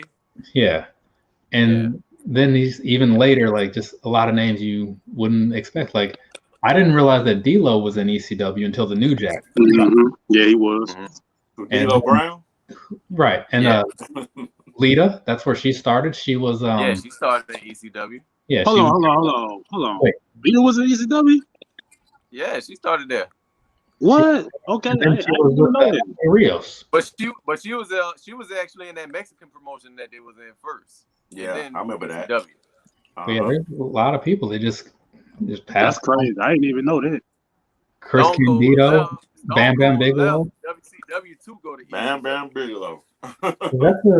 That was the thing. Like where people always say stuff is in good hands with Paul Heyman. Like take out all the other stuff. Like he always found a way to make sure that people were able to be shown in a light that made them look good. Right. So if you couldn't talk, like a lot of people just can't, you didn't talk, period. If you were really good at like the high flying and all that, put them in there. If you had a great personality, BWO, right? Pretty much you did play to they biggest strength, you know. Right. Yeah. Who you talking about, Vince McMahon? No, Paul Heyman. Okay. When you look at so many of those guys, it's like like Lance Storm, Jerry Lynn. Right. They weren't like personality guys, but you put them in they wrestle their ass off. You put them in the right situation.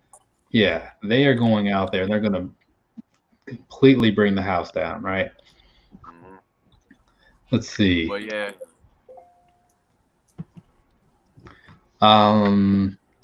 Charisma. Man, like. Hey, hold on. Before you say that, shoes up. I want to ask all three of y'all. All right, since you put that up there, which one would y'all take though, as far as charisma, like out of the three that he posted? Give me Ric Flair. Okay. I want to see. I would give it to The Rock, but I mean those Macho Man promos is legendary, bro. Yeah.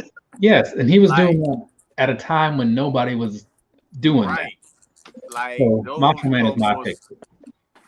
especially when him and Sherry was together. Like those. Oh yeah. That was classics, bro. Right, because I mean, The Rock had some like funny things that he would say or whatever, and it's like, okay, yeah, a lot of people have that, but like, No, hold on, but I will give credit to The Rock on this.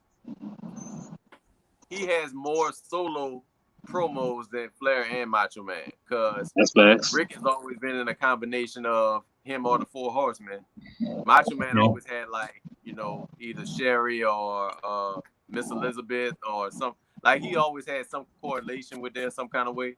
But Rock was strictly by himself. Yeah, I can go. He wasn't always by himself though. Huh? He wasn't always by himself. No, I mean, length-wise. I mean, Yeah. promo-wise. If you're talking about somebody just going in the ring and just throwing out a promo, yeah, I get that. I think Ric Flair, man, you go back and look back all the Ric Flair stuff. All the diamonds. I'm about to say, look. I had to His take was up public speaking. Look, I had to take public speaking. Ric Flair, Martin Luther King, Malcolm X, and Macho Man. That's who I had to study. Chris Jericho was also one of the ones I had to study. Chris Jericho. There's somewhere at the bottom, Ultimate Warrior. What was his Y2J or something like that? Yeah, Ultimate Warrior as well. Ultimate Warrior. Because like if you didn't need to make sense, but you wanted the intensity, Ultimate Warrior was your guy. Thanks. Like load the spaceship with the rocket fuel, man. That's all I'm saying. Thanks.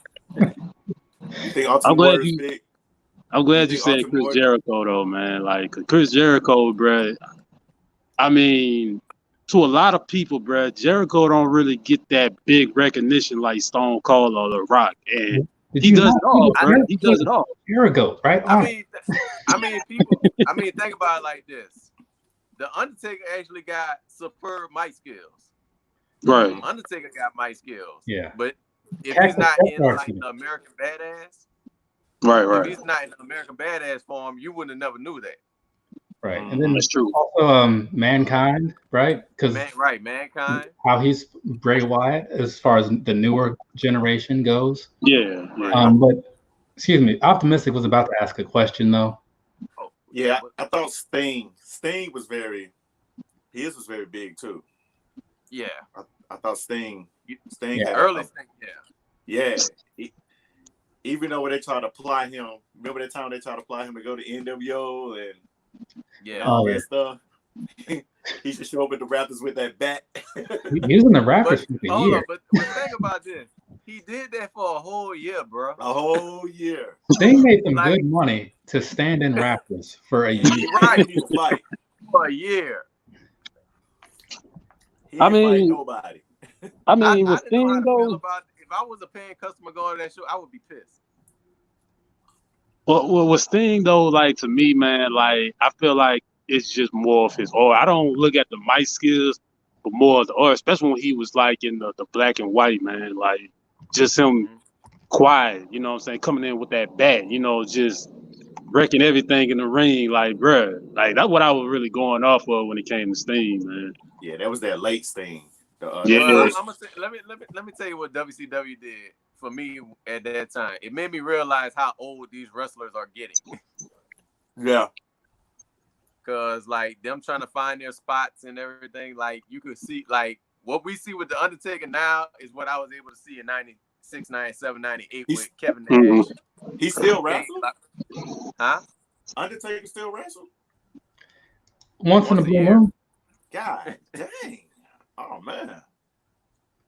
Yeah, he's out there. Like, have you guys all seen the the Last Ride documentary? Is that over? Yeah, I watched this. I watched episode 4 come on tonight.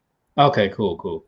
Because I was like, I know it hadn't been on lately. I was like, there's no way that it's done because like that was not an ending, but that has showed an interesting side of things. Yeah, I need to go back and watch it though, man, because I definitely want to. You know, I know a lot of people always say. I remember I was watching Triple H. He was on. I think he had a TMZ interview. He was talking about how The Rock made the people's elbow just to get the Undertaker to laugh and stuff. Yeah, I seen and that. People don't understand. Like Undertaker looked like a serious guy, but I always wanted to know like how he was behind the scenes. Like you know what I'm saying? I mean, but that's the thing. That's the beautiful part about it. He protected that character so good, so well. So, like he had to protect that character. Real quick, like E-Money, I don't know. He's talking about Undertaker, right? Yeah. Yeah. Undertaker probably doesn't even know if he's retired. So, I don't think he retired. Didn't he just sign a new contract for like 10 years? Yeah, that's the thing. Like, he's there. He ain't wrestling no more 10 more years. Ain't no way. Well, I'm look. This documentary for the Undertaker is the equivalent of The Last Dance. Right. Yeah. God. But okay, so I can't think of 5 right off the top of my head, but I can. Let's see. Okay, so I know that it's kind of fresh in my head because I've been listening to them on the Cornette podcast and stuff, but the Revival is like really good. Hell yeah. They are, because I noticed it before. I was like, oh, these guys are pretty good.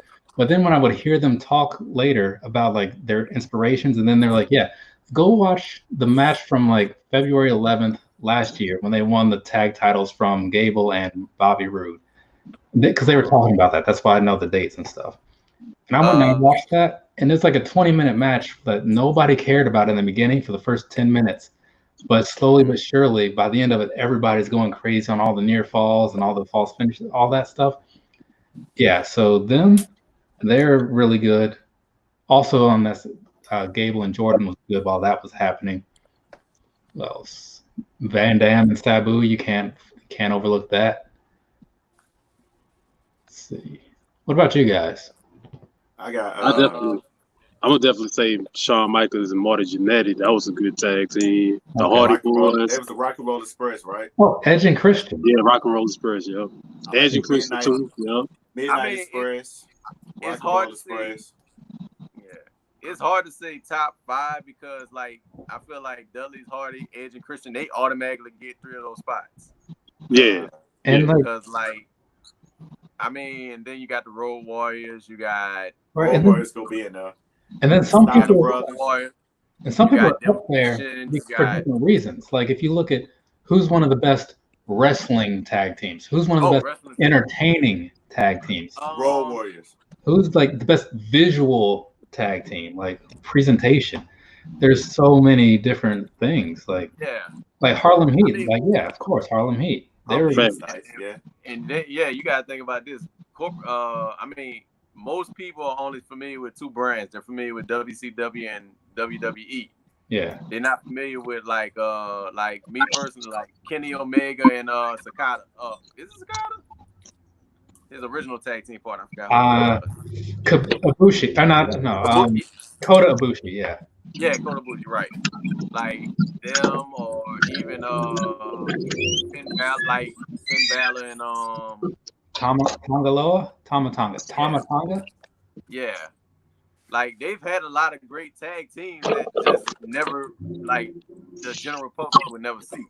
So and then for me, I, for reasons that I'm not sure of right now, was a big Wrath and Mortis fan back in WCW. You know what I mean? Because you just see it's like, oh, they had the Mortal Kombat thing going on, and then like the Blue World Order, they had their thing going on. Right. There were all these different people over the years. The Hart Foundation, the Impact players, Lance Storm and Just Incredible, right? Right. There were so many. The Steiner Brothers. Remember the Steiner Brothers? Yeah. But them dudes were so rough, man. The Bushwhackers. The Headbangers was one of my early favorites, right? Because how could you not like that? Yeah. Who was it? There were other people that had then you have like the groups that you would often see together, like within the NWO, you would often see like, okay, these 2 guys or whatever. Right. Same with like the Bullet Club, you often see like these 2 guys. Right. Hey, I remember there was a debate about that on one of the forums, and they was trying to see which one was better, the 4 Horsemen or Evolution. Four Horsemen, hands down. Yeah. 4 Horsemen. I mean, Arn Anderson, Ric Flair. Yeah. But I mean, if you wanna say world championships, everybody in Evolution got a world championship. Right. Yeah. Because I mean, there are some times when like you can compare. There are some things you can compare where it's like where it's a little easier, but then there's some where it's difficult. Like if you look at, say, you want to look at like individual wrestlers or something, and you say like, when people talk about like who the greatest of all times are, right? Like Shawn Michaels comes up a lot, right? Right. Jericho comes up a lot, right? But you kind of, I mean, Kurt Angle comes up a lot. The thing Shawn is, Michaels better come up a lot. But to me, even as a huge Shawn Michaels fan, that's my favorite, bro. As a huge Shawn Michaels fan, like Jericho, like he's been around longer and around more. Right. Here to there to here to there to here to there. I mean, he had a match at Wrestle Kingdom this year, or is it? Yeah, this year. Like that was totally different than what he's doing in AEW. Right. All his matches over there.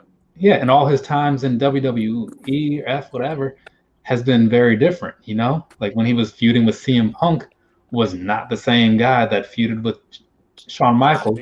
Right. No, it wasn't.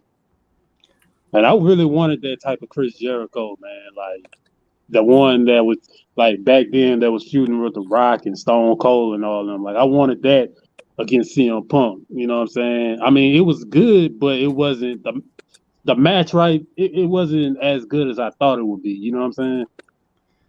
Yeah, that's the thing, because like when you look at people, they have matches based on what they're doing. You know, like based on like their current persona and stuff.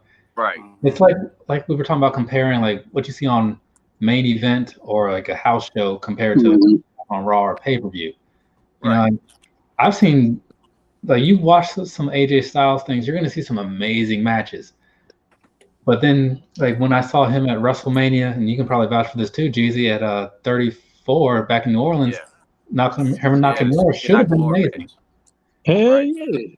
It should have been fantastic. Like, if you seen any of the New Japan stuff, you would be like, finally, we're going to get a match. Like, an actual, like, if you're a artist, you thinking you're going to see a masterpiece painting, that was just like...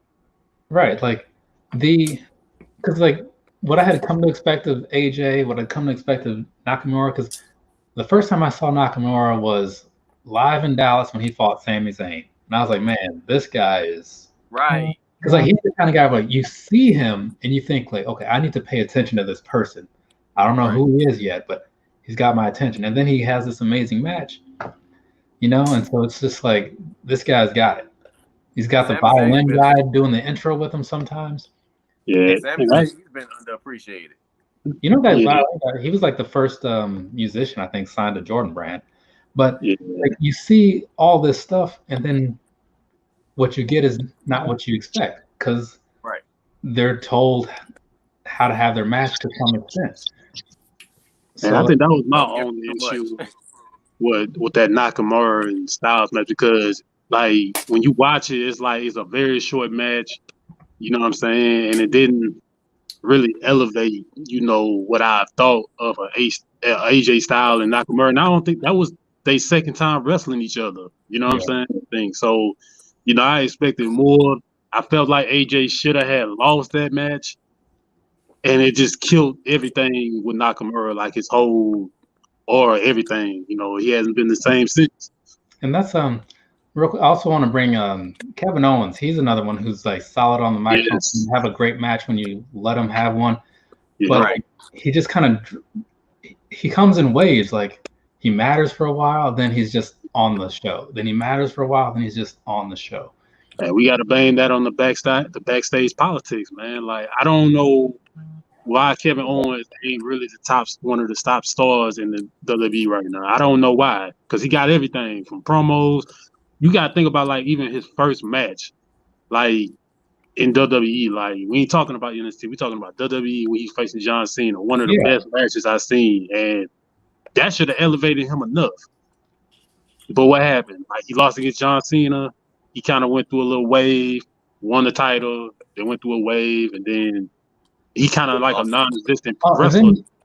The Goldberg thing also happened, and that just it's like he got a good run going, and then same thing with like Kofi. He had a good run going, and then wait, we need Brock Lesnar to be the guy. It's like, for what? And that made me mad right now. And same thing, yeah. So like those are both solid dudes. Like these are people. We need to drop the belt in 10 seconds. Because nobody. I mean, don't get me wrong. Brock Lesnar, he does bring eyes in. I get that, but the people watching regularly, they want to see people that are there regularly putting on these day in, day out matches. Like they don't. The part timers is fun for like. So, oh man, looks like we got Psycho Sid coming out tonight. It's like, hey, cool. But on a regular basis, I mean, I get it to an extent. I mean, well, going back to the Kofi Kingston situation, I get you wanting him to drop the title, but the manner you did it diminished the month's worth of credibility. And then you turn around and give Mysterio a match with Lesnar. And how long did that match last? Yeah, because like you mean to tell me you couldn't do this for Kofi at that time, like without diminishing him as a wrestler? That's the crazy thing. It's like they just because like even when Brock Lesnar was having the like the Survivor Series matches because they had AJ 1 year and I think Balor 1 year and Daniel Bryan 1 year, something like that. I remember the mess he had with Dean Ambrose. Like Dean Ambrose did a lot better than Kofi. Like he actually looked like he put up a fight. Dean Ambrose looked like he didn't even care the whole match. So from what I'm gonna just take these 20 German suplexes and call it a day. From what was said by Dean Ambrose on that Stone Cold podcast, right? He said he went into that match with like expectations and ideas, and Lesnar said no, and so then they just got what they had. That's crazy. So he probably didn't care. I can see how that would happen, you know. Brock seems like the guy that just be like, look, we just get look, you gonna make a lot of money. We ain't gonna do that much work. Yeah, like that's, and I get it, but at the same time, it's like, look, Brock Lesnar has proved that he can have good matches when it's necessary. It's like you're only coming out here once every several months. Just give the people something to really watch, right? Because the first time when he fought Cena and he did the whole Suplex City thing, like, oh wow, nobody expected anybody to just run through Cena like that. So but then it's like, okay, look, you can't just keep doing this. Like we get it, right? It's like when you meet somebody who's like playing Tekken 3 for the first time, so they're just gonna pick Eddie because they can just push buttons and like he's spinning all around and making win. Right. Like, it's just there's nothing to it, right? There's nothing to really make you think, wow, this was good back and forth battle, because it wasn't. Right. I mean, I can respect that though, that he has the skill. I just wish he would use more of it. Right. But hey, man. I mean, we know Lesnar got it. He was hitting shooting star presses before he even got to WWE, and that was a regular move. And half of one against Kurt Angle. Yeah, I don't know. Well, I guess he didn't do it in a long time, so he just messed. That's what happened with that one. Kurt was just too far. Oh wait, no, that's what it was. He was really far though. If you watch that match again, he was unnecessarily far. Like how y'all on that. How y'all feel about headbutt? And how y'all feel about what E-Money said? Like he said, Goldberg is a slippery slope. No way in hell Braun should have beat him. Why have Goldberg be Bray only to lose to Braun? He was supposed to lose to Roman, but then Roman he was supposed and to his like leukemia stuff, he didn't want to wrestle, which makes sense. But I still say that they should have just kept the belt on the Fiend. Right. It just made sense. Like, unless you're Bray? So I haven't watched wrestling so long.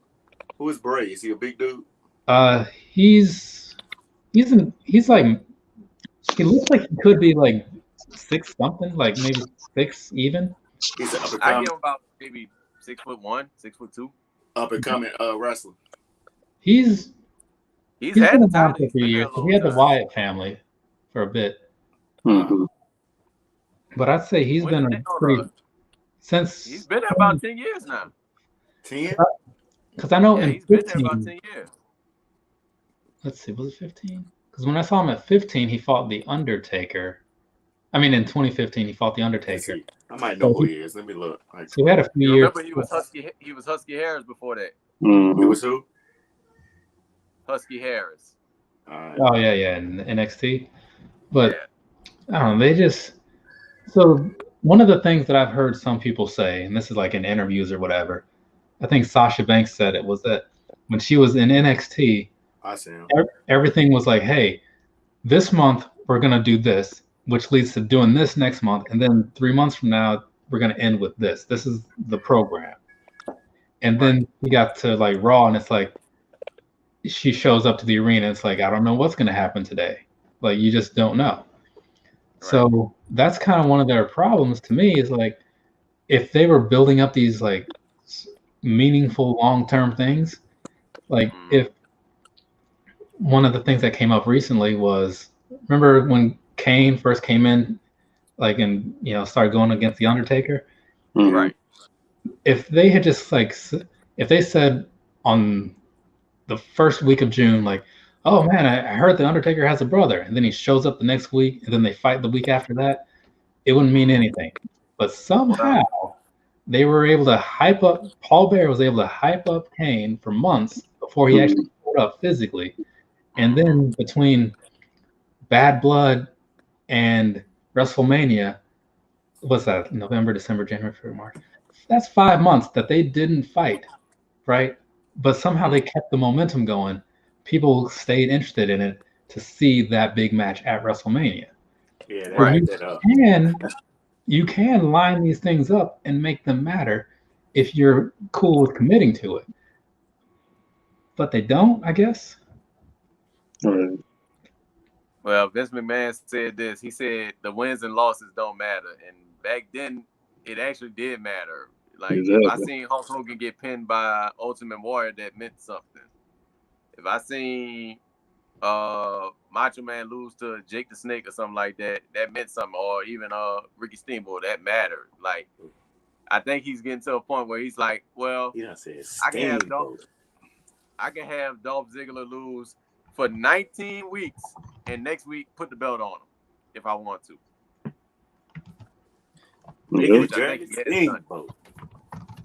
That's the crazy thing. Like, I don't know, man. It's like Vince head, nobody remembers anything. Like nobody remembers what happened the previous week or the previous month. I will say, to some extent, that's kind of true. Because again, when I saw Mick Foley doing his thing, he was saying like, he was talking about like how many matches. He's like, yeah, we had a great match, and then I lost because I'm Mick Foley. And I'm like, you did lose a lot. But for him, his statement was in the match, right? So in some ways, it didn't matter. But if you're coming out there and you're like, I don't know, say you're on like that mid-card level or whatever, say you're the Hurricane or something, like if you just lose every time, it's like is expected. You are devalued with each loss, right? Right. And if wins and losses don't matter, why does Roman Reigns have to win all the time? Right. Mankind lost a lot too. No, yeah, Mankind lost all the big not all, but a lot. Look, perfect example. Shelton Benjamin, he beat Triple H. They didn't do nothing with him. That was meaningful at that time. It didn't diminish Triple H, and he beat him 3 weeks straight. What up, Hank? And who was it? Like, and a lot of people are still mad that Booker T lost to Triple H at WrestleMania. Yeah, right. Yeah, I don't know. When you think of the promo he had about, well, y'all probably remember the promo when he was saying about how people like him shouldn't even have a championship. You know what I'm saying? That means, you should definitely be putting the title on Booker T. Like, you know what I'm saying? That's gonna elevate him, dog. Like, that's gonna show people, hey, you could do it, even from where you from, whatever. It's gonna elevate it. You know what I'm saying? Right. But they chose to go to Triple H, and that was just super weird to me, man. When they did that, I was like, damn. I mean, even if they wanted to take the title off Booker, like on that Raw the next day, they could have did that.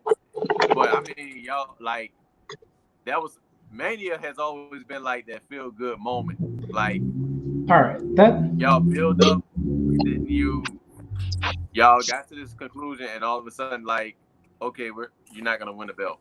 Okay, well, let me ask you this then, real quick. Okay, because you're talking about like even if they lose it the next night. So, how do you guys feel about those things when like somebody wins a big match then loses the title the next night? Because like there was one year where Zack Ryder, who'd been kind of building up for a while, he won the IC title in a big ladder match at WrestleMania, lost it the next night to I think The Miz. Like, I thought that was corny. For the hype. No, that was the Miz lost that match. No, like he lost the next night. Won it. Oh yeah, he did lose the next. And night. Just for the hype to keep the show going. I think it's all about the hype. Well, this is what I learned. Pay-per-view, you're pleasing the paying customer, which is the people that's in the audience and at home. Right. If they lose on Raw, SmackDown, that's free TV. Yeah. Hype. So you can do something like that. Like they will pay for another pay-per-view to see them try to get the belt back. Yeah. We done seen that plenty of times. Right. Like how many times that happened to The Rock where he lost Rock, the title? I was just about to say that. The Rock all the time. I mean, it diminishes like the meaning of the title itself in some ways. It depends on the circumstance, but depending on how they do it, it can. Mm-hmm. Like if you have somebody that goes out there and like, you know, the titles just moving around constantly. Like when I look at the women's title, how like Charlotte Flair has held it like 85 times in the span of 6 months. Right. It's like, what does that mean? Like she's just lost a lot. Sure, she won a lot, but she can't hold it. Popular by I mean, that's the bowl Sasha Banks was in. Congratulations, Daniel. But I mean, with me, Charlotte, man, like I understand she's a very talented wrestler, bro. Don't get me wrong, but it's like, man, it's overexposed though. You know what I'm saying? Like you constantly giving her the title. Like she get the title, she had the War title, she had the SmackDown title, she got the NXT title. Like, bro, like at some point somebody gotta, you know, she should be trying to build people up. We understand she's a top star, top women's wrestler. We don't want to keep seeing her with the title. Like I think Charlotte's trying not to be that Natalia of the WWE. Ain't Triple H like the manager or something with WWF or something like that? He's got some kind of role. NXT, like because he married to the daughter, right? Yeah, they say he got demoted. He's not the COO no more. I mean, oh, for real? Well, he's got. Yeah. I mean, he still has some kind of pull in WWE. I kind of feel like family. I feel like as long as he's in the family and he's got the time there, so I'm sure he still has a lot of pull. But I think he has full control maybe over NXT. I'm not sure how that works. Yeah, that probably what it was. He probably said, well, if you can't let me have this, you can run NXT full time, but you ain't CEO of the company no more. But I mean, they came a long way. At the same time, NXT is. I haven't watched it lately, but it's usually the more solid of the two overall. Right. Like when they would have like a takeover and like then whatever pay-per-view made sense, like SummerSlam or whatever. Takeover, like knowing you can watch Takeover and know nothing about anybody and get into it. Like with the Raw one, you gotta like they rely so much on like, oh man, like this is their first ever time battling because it's like they give you these arbitrary reasons to care. And it's like, look, I don't. If all that stuff isn't a factor, what is the match going to say for itself, right? Right. Yeah, he's still the vice president. E-Money, yeah, I agree with that. E-Money, like, you know, definitely do. He said, "Did we miss a sneaker talk?" It's like, yeah, we didn't really talk about all that. We didn't get into the sneakers. We were just talking about like action figures and all this, and then talking about wrestling, just killing some time, you know. Just because that's the thing. Like, I mean, we all like a lot of stuff, and every now and then just kind of bring up a different conversation. Yeah. I was saying, we talking about wrestling today? Like, let me come in, man. Shoot, man. I enjoy watching wrestling back. you know, in the era, especially with the Ruthless Aggression era, I kind of just lean back towards, you know, the wrestling now. I mean, there's a couple matches I watch here and there, but I don't really watch wrestling as much. Who your favorite with this nigga? My favorite? No, Man, I was all time. You gotta pick one. Hey man, I ain't gonna lie, I was a heavy Triple H fan, bro. I know a lot of people ain't gonna like that, bro, because he used to bury him. But I just like Triple H, man. I ain't gonna lie. So hold on. So did you like Triple H when he was Hunter Hemsley? Nah. No, I didn't like this. Okay, I like Hunter. You like Hunter when he do that little dance like and shit? He had like a little bow when he came in. Yeah. And all that. I don't know. I liked it. I thought it was entertaining, but there's also a different time then. You know what I'm saying? How about you, G? What's your favorite? My favorite has always been Taker, just because, like, I don't know, maybe it's because I was into that dark magic type shit back in the day. Like, I was intrigued by that back in the day. So, I mean, that kind of just seeing his evolution over time. I mean, he kind of in the same realm as Jericho. He always kept it fresh to an extent. So, how about you, Shu? Overall, like, I mean, because the thing that really got me, like, it's like The Undertaker, well, and Mankind, because, like, before, because, like, the thing is, years ago, and like I said, in '97, I'm just flipping through the channels, and I happen to find wrestling, and it's like, and I saw The Undertaker, who I recognized because as a kid, a friend of mine had like a bunch of the toys. So that's how I knew I was familiar with like the Big Boss Man and Jake the Snake and Kamala and these guys. Yeah. So I saw that and I was like, hey, that's The Undertaker. I guess wrestling still exists. That's cool. And then he's in the ring with this dude. I'm like, what's going on with this dude? He's got the weird mask on. It was Mankind, right? And then Mankind tries to burn his face with like a little fireball, and I'm like, what is happening? So from that moment, I was like, man, I might have to watch this. So I told a friend of mine about it the next day at school. He's like, yeah, man, I got the black box. Just come on over. We can watch the pay-per-view on Sunday. I'm like, oh, all right, cool. So my whole introduction into wrestling was The Undertaker. Like, had I not known who that was, like, and maybe I still would have cared, but again, I see that, and I remember from when I was like, I don't know, probably 7 or 8 or whatever, seeing those figures, like, hey, I know who this dude is. Let's see what he's up to nowadays. So both of y'all keep seeing the same figure. What's that? So both of y'all like The Undertaker. That's number one.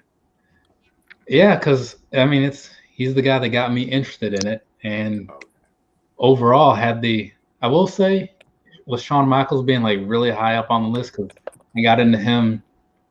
He was probably the first guy that I got into afterwards. You know, after Undertaker and Mankind hooked my attention, Shawn Michaels was the first guy that really held it. Right. Yeah, right. That's my number one. Shawn Michaels mine. So then moving on, like, it was a bittersweet moment seeing the 26 when those two fought, like Streak versus Career. That was bull crap, but go ahead. Because I think Undertaker's still undefeated. Is he still undefeated? He finally lost one? Yeah, he lost twice. Yeah. Jezzy was there the first time he lost, right? Yeah, I was there, right? I did not like that fight, man. They made it look like Shawn Michaels just, you know how it is when you pretended like you get your butt whooped. Shawn Michaels was begging on him. He just ended. He just piled on that mother, boom, and it was just over. I was like, to be fair, the same thing happened with Ric Flair and Shawn Michaels. Right. Both of them exactly. Like the only two that do that. When they get their ass whooped, they always don't want them to be begging like chill. I still feel like, even with the Brock Lesnar thing, I mean, if you wanted to really give it to somebody, cold, yeah. I would have definitely gave it to Shawn Michaels though. Like, as far as that win, I mean, I understand the purpose of it to kind of more pass it down, but they passed it. If they was gonna pass it down to a wrestler that been in it, shoot, he should have lost to Shawn Michaels then, you know. But I was reading about that story. That was basically saying Shawn Michaels was ready to go, like it was time for him. get on out. He had come back from a back injury. He had that string of good matches. Yeah. But, and then what pains me is Stone Cold, like Stone Cold is one of those people. Injury. He still has that look. Like when I see him on his podcast, like man, I still wouldn't cross this dude. You know what I'm saying? Like, right. I think now that I heard Stone Cold speak more, like as the years went on, the more he speaks, the more I realized Vince McMahon was a genius with that whole Stone Cold McMahon for real? thing. Yeah, like Vince was a genius. Like Vince was really the one taking these lashings for Stone Cold's ascension. Like Stone Cold, man, he got to be like the top doing that. What 99? Yeah, like 2000. Because he got to be. He has to be. It's like no way. Because he did anything. One time he came in with the beer truck. One time, and he was doing anything he wanted to do. And then Kurt Angle had the milk truck. Yeah. He beat, hold on, I'm gonna cut you off. No, you good. The black guy, Booker T. Remember we beat Booker T in the grocery store? Oh yeah, that was funny. That was funny. Right. Like Stone Cold was doing anything he wanted to do. Anything. I ain't gonna lie, man. Like I'm just looking at the chat right now, and I'm like, bro, I just forgot about a lot of those wrestlers Stone Cold was. Like the Ring Master, which was the most horrible gimmick I have ever seen in my life. Stunning Steve Austin. The fact that he came up from all that and became the wrestler he is now. I mean, remember when he had hair? He used to have hair at first. It was Mick Foley. I think it was Mick Foley. Yeah, that actually kind of he didn't get him hired, but he's like, hey, you should check out this guy over here. Mm-hmm. And next thing you know, Austin. I mean, it was either him or Bret Hart, like that made the recommendation to check out Stone Cold, and next thing you know, Stone Cold's on his way there. Bret Hart was that was the whole thing. And I love Bret Hart. Stone Cold wasn't even supposed to be the top guy. It just happened. It just like well, because when the curtain call thing happened, Triple H kind of got in trouble, so they pushed him to the side, and like Stone Cold was like the next dude. So what did he get in trouble for? They had a double turn that night, him versus Bret. Mm-hmm. Oh well, I was talking about like what game started. Oh yeah. You're right. Yeah. Triple H was on punishment for like 3 years. What did he do? What happened? That curtain call situation. Him, Diesel. Nash, Diesel and Scott Hall and Shawn Michaels. They broke character. Right. Because that was when it wasn't okay. Yeah. Crazy how he got so much punishment back then for, but now shit. I mean, everybody breaking characters now. Yeah, they have total divas and all that stuff. I mean, Triple H was the only guy you could really punish. I'm like, we can't punish Shawn. Right. We can't punish these two because they leaving. Yeah. So who do we go after? Oh, get him. Yeah. But it worked out though, because like Austin went on, he won King of the Ring. He made the Austin 316 slogan or whatever. Austin, we're gonna have you losing the gold just for the next 5 weeks. Steve, Ice, he had everything. Well, JJ had everything. JJ that music drop. I used to watch the crowd, man. I used to be like, dang, that shit is crump in there. Yeah, you can't get that. You can't get that like in today's product. You couldn't get that. Most overrated finish move of all time. I don't know. It could be. Was it Earthquake that did the sit on your? I mean, I get it. With, the Ultimate Warrior was the most overrated move. No, leg drop. Hulk Hogan. That was the most overrated. Hulk Hogan had the leg drop, right? Psychosis had the top rope leg drop. You know what I mean? Let's see. I mean, it got to be out the leg drop or the people's elbow. It's one of the two. I just don't believe that you could be knocked out from an elbow drop. Like, yeah. I mean, if you what the Rock do? Hit you in the heart, in the sternum. Oh wait, it could be. Was it the Cobra? Remember Santana or Santino? Oh yeah. But see, sometimes if you have the entertainment, it doesn't matter that the move is kind of. I mean, William Regal had the most realistic move. He pulled out some brass knuckles and and hit you with that bit. I mean, Piper had the sleeper, right? So that's Who? So you don't always need a whole lot. I mean, the What did the sleeper $1 was a Million Man finishing do? move Did he at have a one sleeper time. too? Say that again. The $1 Million Man. What's He he had had?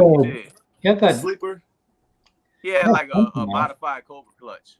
Yeah. Cobra clutch? Okay. All right. Nah. Let me see. Nah, the finishing move gotta be Shawn Michaels. Who had that one where like they would like squeeze Sweet your Chin. head? Gotta be the Sweet Chin. Dang, you think that's an overrated finish? You could really knock somebody out with that. Yeah. Dude, But remember when when Shelton Benjamin took the Sweet Chin music after he like jumped off the rope? That stuff looked so lethal. I really thought he knocked that. I thought he really knocked him out with that, man. I was like, God dang. Heck yeah, when he jumped off the rope and landed right. Most dangerous. Hit him. I was like, I can tell you the most dangerous finishing move is the pedigree. Leg drop pathetic. The pedigree can be. What was that? I said you could really kill somebody with that one. Okay, well, on the other side of things, what was some of the first finishing moves that like really got your attention? For me, it was the 450 by Juventud Guerrera. That's a good one. Oh man. Shoot. Oh man, that's a good one. Damn.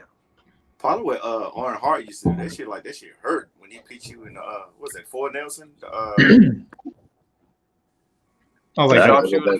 Think about that. That shit hurt, man. Yeah, sharpshooter was we used to do that in the hood growing up. Razor's Edge. That stand out. Also, one that got me because it just looks so confusing to do was the Texas Cloverleaf, like Dean Malenko. Oh yeah. Yeah. That shit like that hurt too. A sharpshooter with no leg. Yeah, I was just thinking of another finisher that was overrated. That's Seth Rollins stomp. Like, the curve. That stuff looks so fake though. Because I mean, who would really just set up and just really get their head stumped in like that to the mat? Yeah, you ain't see enough. You ain't see a lot of street fights, huh? I mean, okay, that's fair. That's fair. But yeah, it is the setup for it. I mean, I like the setup. That's what I'm saying. Didn't they ban that move? Yeah. Wow. Huh? Malenko. They buried that, or they banned that for a long time.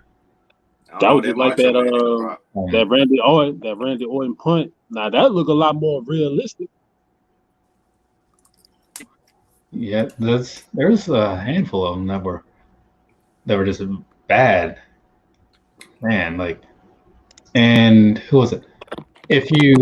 Depending on who he was going against, the Lion Tamer in WCW was a looking move, as was the Crippler Crossface. Oh, fact. But ain't the Lion Tamer just a wall of Jericho though? Right. Yeah, but it's like it's all in. No, they had two different versions. But I'm just saying, like when he was more standing doing it. Okay. And it didn't look like a Boston Crab. Yeah. That looked. Well, I mean, on some people. And he actually did that recently to Jungle Boy. The original line. No, he did the old school style on Jungle Boy recently, and it looked bad. I was like, man, like that is like painful. Okay. Oh, look, the bad thing about that one, I'm like Chris Jericho was putting his knee on your neck, on your actual neck while he was doing it. Yeah, like you see, like all down here, all crooked necks. Like, man, he's right. Ooh, how's he making it through this? That's probably why he changed it in WWE.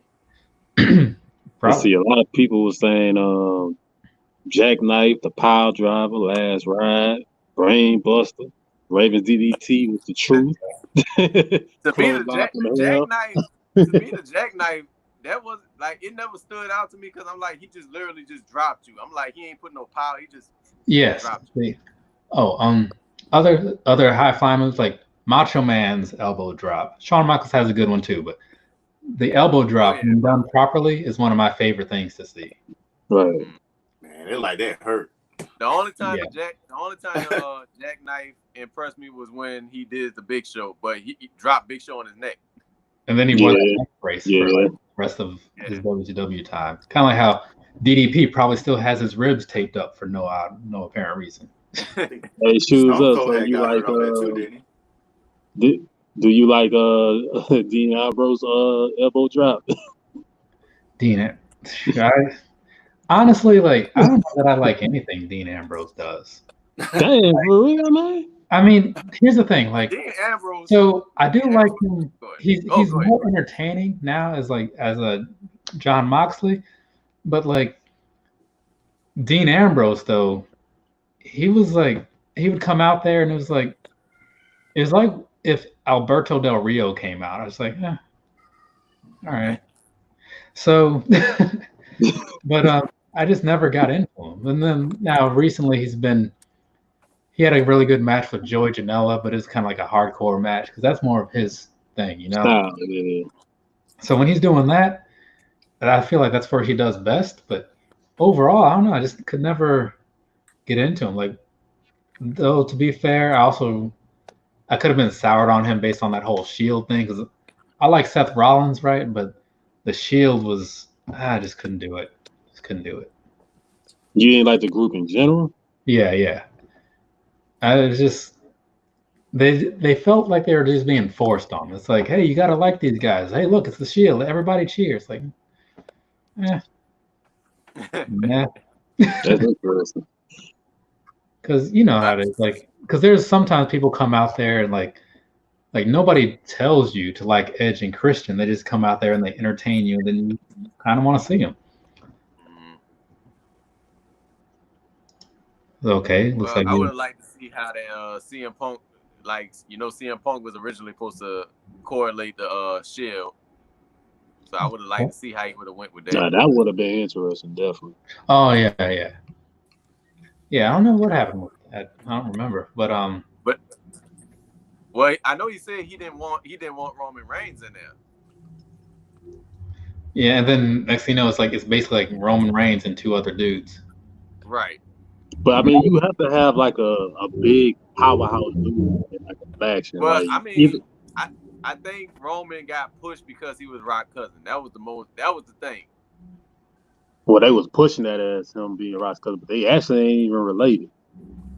I mean, they're related to the Noah family some kind of way. Because it seems like Nia Jax is in that whole group, but like somebody like the Usos, they're in that relation too. I think they're Rikishi's sons, right? Yeah, Rikishi's sons. But they hold their own though. Right. Like when you watch their match with like the New Day, they don't get old. It's just one of those groups where like them versus them is just good every time. Right. I think the Usos. Yeah, I think the Usos, man, deserve a lot more credit. You know, because I know a lot of times, man, they wasn't even getting pushed like that. Just like now, like they don't even get pushed the way they should, you know. And they've been doing this for I think at least 10 years. Yeah, that's true too. There's a tag team in Ring of Honor, the Briscoe brothers, very similar to the Usos. I wish they would just kind of like put down these little barriers between promotions once in a while, because I'd like to see those two go head to head. You know Vince ain't gonna allow that. Of course not. Of course not. I mean, the only thing would be like kind of like what FTR has right now. They just have like a handshake agreement where they're getting paid per show or something like that. Right. That's the closest thing, and that would have to be somebody else would have to wait for their contract to expire, and then convince McMahon to let them come over there and do some matches. Vince said the only way we're gonna do this if I buy it and make it an NXT something. Yeah, it's like NXT Ring of Honor. It's like, oh boy, it's gonna be the what was that thing called? The Invasion. Yeah. And that. Oh man, I think that NXT Invasion kind of made the brand take a hit. Oh no, I was just thinking about the one in 2001. Oh, the original, the WCW. Yeah, that was I was laughing. That was it was bad because like in your head you're thinking you're gonna get a Goldberg, a Sting, Yeah. What else? Scott Steiner, like you didn't get all that until after the whole thing was over. Right. It's like when they show you Mortal Kombat, and then it's like, oh no, Terminator, that's DLC for 2021. It's like, oh. Right. But yeah, I didn't realize that until I remember not seeing people, but I didn't know till they brought it all out. It's like there were different types of contracts in WCW. You had like the Turner contracts, then you had like the WCW ones, something like that. Yeah, the independent contracts. Yeah. But yeah, there's a lot of people who would have been cool to see come around and whatnot. It's just well, Stinks flat out said he said you can either do this or take the payout. Stinks said to hell with that, I'm taking this payout. And who was DDP was the opposite. He was like, how can we end this contract so I can wrestle? Right. So he probably walked away from a handful of money because WCW was pulling off all kinds of people. I see WCW Saturday night, and they're like, all right, we've got El Dandy versus Psychosis. It's like, oh, he's still there. I'm quite sure for some reason, one reason or another, they had to take that payout. They probably couldn't wrestle like, how after the WWE contract, you can't wrestle X amount of time. Afterwards. But I mean, I feel like if something is bought out, like I feel like there's a different rule in there, like the clause. It's like right now, like Gallows and Anderson, they get fired and like they've got the 90-day clause or something, which is probably up now, I assume. Mm-hmm. It feels like it's been a while. Because it was like I think that situation was more of just the current events of the world. Like no, but I'm just saying as far as contracts go. Like right. Yeah. I mean, of course that was a factor, but I feel like they had to wait. Whereas somebody who, if you have a contract and you just wait it out until it's done, and then it's like, well, my contract ended on June 15th. I feel like on June 16th you can go to New Japan or Ring of Honor or whatever still exists. But I mean, didn't that happen with Harper? He quit and immediately went to AEW. He was no, his wasn't immediate. There was some time in between, but it was one of those things where like now Matt Hardy though. That's because they both came in on the same day. But yeah, Matt Hardy was like, I don't know if I'm gonna resign. I'm gonna look at the contract, and then next thing you know, it's like, hey, look, I'm on Dynamite. It's like, they said, Matt, could you come back for another week? So, we need you right quick. My thing about the Young Bucks is that they have a style that, it works for what they do, but like, it's almost like an attraction sort of thing, right? Because I'm cool with them. I'm not saying this to say like, no, the Young Bucks are trash. Like, it's just, I don't know how well it would translate. Because even in New Japan, they had people knew who they were, but they weren't a top tier tag team in New Japan. They had Kenny Omega with them, so that was like, hey, you don't know me, but I'm with this guy, right? Right. So it's like, okay, well maybe we can pay attention to you. It's like if Warren G comes around, it's like, hey, you guys don't know him, but I'm a Snoop Dogg. It's like, okay, so you must be somebody, right? Right. We'll give you a chance. Let's see what you got. Then you stand on your own from there, if you can. Right. So looking at the Young Bucks, I'm not going to doubt that they could go over there, have some good matches, but I just wonder how it would go because a lot of their stuff seems very much the same, Mm-hmm. Like when I look at like a New Day match, right? It's depending on who they're up against, it can be a little different, Mm-hmm. Because like when they're in there. I mean, my personal feelings about that is kind of like, as long as Vince is in Gorilla, like I fear for like other wrestlers outside the company coming to WWE. Like AJ Styles, he was kind of like that. I feel like AJ Styles was like that unicorn. Like, I'm glad how he came in. They didn't keep him as a quote unquote mid-carder all the time. Yeah, he's like your most reliable. He was too good to, you know what I mean? Like, people Right. It's when like he I don't came want in, you to have an AJ Styles and just sit on them, like underutilize them. but overall, right? Just my thoughts. AJ Styles, single competitor, right? Single competition, single wrestler competition, above a lot.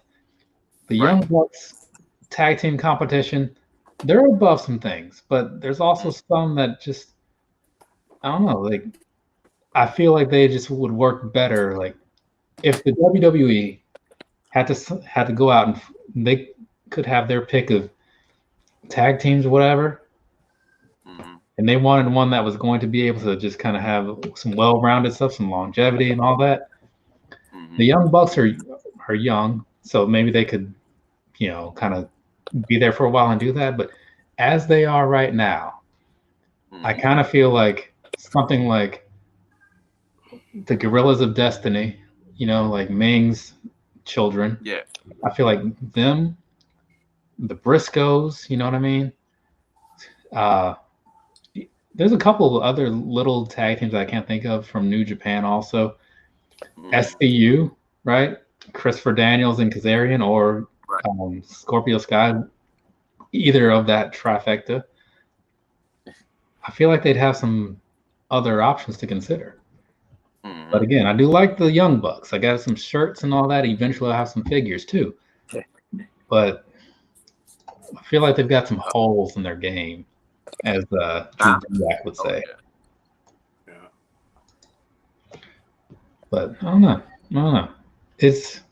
I just wish it was like a little more open to be able to see some of these things, you know? You're right. I mean, you think about all the wrestlers that have passed through WWE, they even have been like squash match wrestlers and didn't go on to other promotions and be like the biggest names. Like, wait, we had him first? Like, yeah, y'all had him. Y'all had him on Heat. Yeah. Or y'all had him on back in the day, Metal or Jack. Man, it's like y'all had him on syndication TV as a squash match. But then some people, you put them where they are, and just because of certain things, they just don't go anywhere. Like I don't know that they had like Daniel Bryan, CM Punk, right, AJ, Kazarian, Christopher Daniels, all at the same time. Yeah, because I don't, like, you look at like Gangrel. It's not like he was held back. It's just that his spot just happened to be where it was, and it's kind of hard to break out of that sometimes without doing like a complete character change. Right. Some people just kind of evolve. Like Chris Jericho has always been Chris Jericho. It's just now he's got a scarf. Now he's got a list. You know. So it's like, well, what are you doing? Bailey is still Bailey. She just has her hair different, and she's mean or something. Right. She just doesn't care. Yeah. She's not hugging. Yeah. So it's, I don't know, like looking at all that, it's a weird little world, but it's working for them, I guess, enough to, you know, I mean, they're not going to go out of business anytime soon. Right. They don't have to be worried about the competition, really. They're just too embedded in everything else now. Like before, if when they had to stand on their own, it's like, okay, well, we are just a wrestling group doing this for ourselves. Later on, it's like, all right, well, we've got some ties with ESPN, so as long as they're okay, we've got that piece of it. We've got some reality shows on whatever channel those come on. They got people on our network. We still got our own network. They got people on talk shows every now and then. They've got John Cena and like Titus O'Neil doing all the like fundraising type visible stuff. You know? Right. It's crazy, but I just look at it, it's like, well, it is what it is. Over time, most things change. It's just like it's just obviously like you look at the things that got you into it. And again, looking at the figures and stuff, when I pull out like Kofi Kingston or something, You know, I look at those and I think of what it could be. You know, I look at someone like Shayna Baszler here. You know, she's gonna pull your attention in if you give her a minute, and then you watch the matches and it's gonna be something crazy. I'm gonna look at these. Actually, I think I got like half of this group here. But you look at I don't have the Velveteen Dream or anything like that, but you look at some of those other ones. Did they even make a figure for him yet? Velveteen Dream? Yeah. Yeah, they have two. They have Oh, okay. Actually, you know what? Funny enough, he's on the back of both of these boxes. So there's the white shirt figure, and then there's the blue shirt figure. Oh, all right, cool. So those are the two that he has. So series 72 and 67. So okay, got it. It's funny you ask because there it is. But I have one of them. I got it at a Black Friday sale. Oh, okay. But and that's the thing. Like when I was buying, you know, those Black Friday sales come around, you just see so much stuff. You're like, man, like all these things are like 30% off and free shipping. It's like over $50, and next thing you know, you're just loading up the carts. Like Amazon. Yeah, like I don't necessarily need 1990 movie Michelangelo or his three brothers, but I'm gonna get it. Right. And that's the thing, because like I look at these, I mean, they're both all of this stuff is open because it's usually all displayed. But like we accumulate. I mean, you think about shoes, like, and you be like, okay, you look at these like they're very similar, right? Very similar. Right. Not the same size. This one's a little darker. Hold up.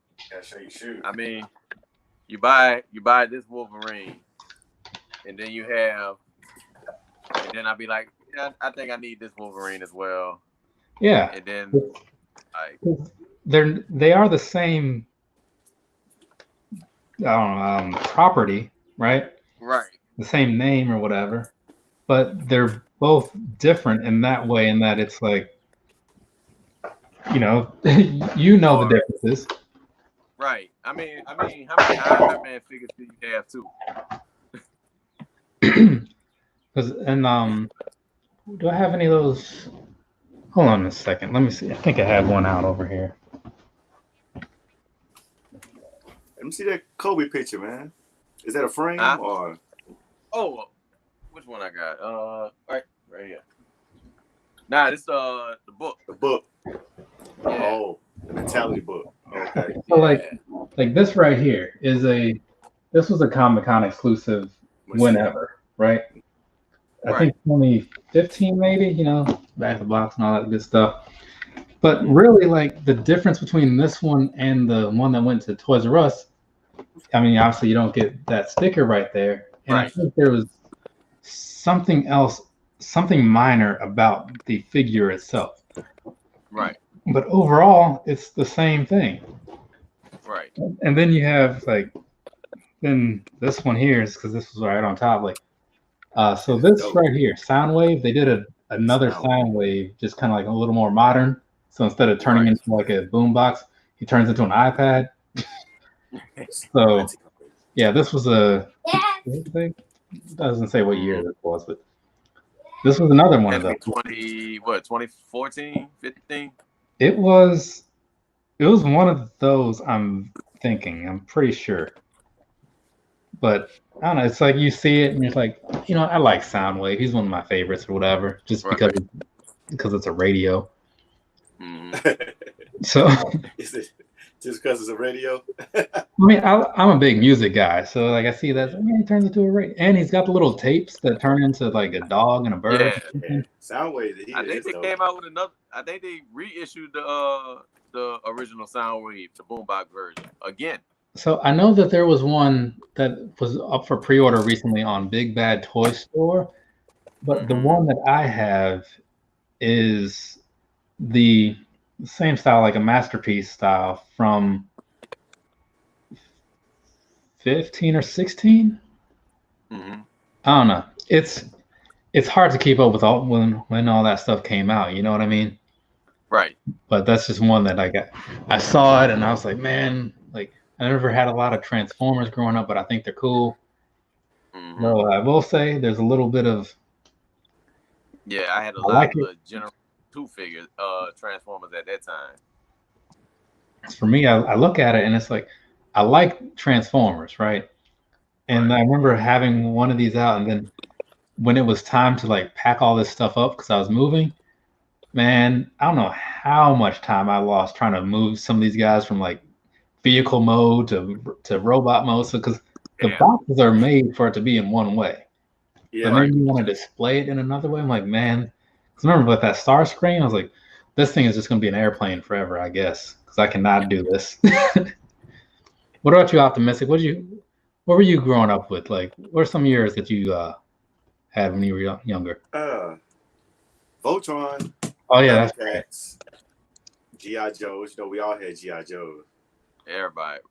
G.I. Joe, like I had probably like I could probably count them on one hand, but one of my things about G.I. Joe was like they had that, you know how they had that band that kind of held them together? Yeah. That rubber band that held the heads in place. Yeah, like if that stopped, that was it. Like if you somehow busted that, I had a Silverhawk sleeping bag. That was my favorite. Silverhawks was my favorite. One of my favorites. I didn't have Silverhawks. I had Rambo figures. Okay. I remember I had the old Rambo figure. First Blood.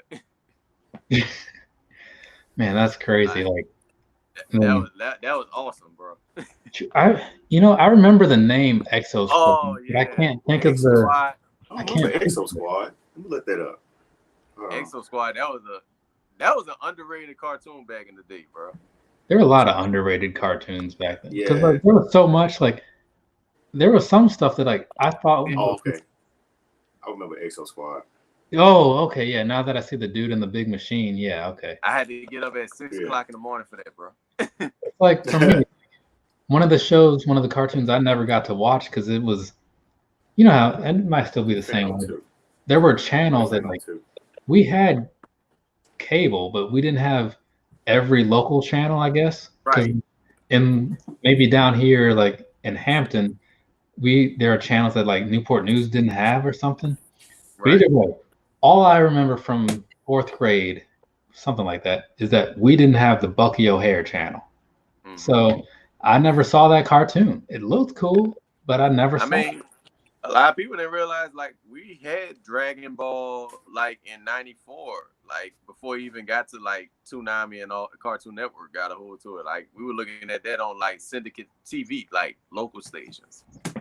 Yeah, so it's just that was around what was Mega Man, first Dragon Ball come on Mega Man, then I want to say it was it was a show where they were monsters, but they were playing football and all kind of other stuff at the time. Yeah, I'm trying to remember other cartoons that I watched. I remember when Reboot came around, and that was cool because it was computer generated, computer animated. Right. Same the MTV version of Spider-Man. That was short-lived, but I enjoyed it. Heathcliff was one of my favorites. I used to always. Oh man, yeah, Heathcliff and there's another. That was what I was going to bring up earlier. Did you guys watch the cartoon Cops? What it was? Cops. It was each one. It was some futuristic thing. Some of them were cyborgs. They had special powers and stuff. No, I may have. I can't put my finger on it. I can't remember because it stood for something. At the same time, SWAT Cats was out. I think it was before that, but it was. I wish there was an easy way to just share. It was called Cops. Yeah. Cartoon Cops.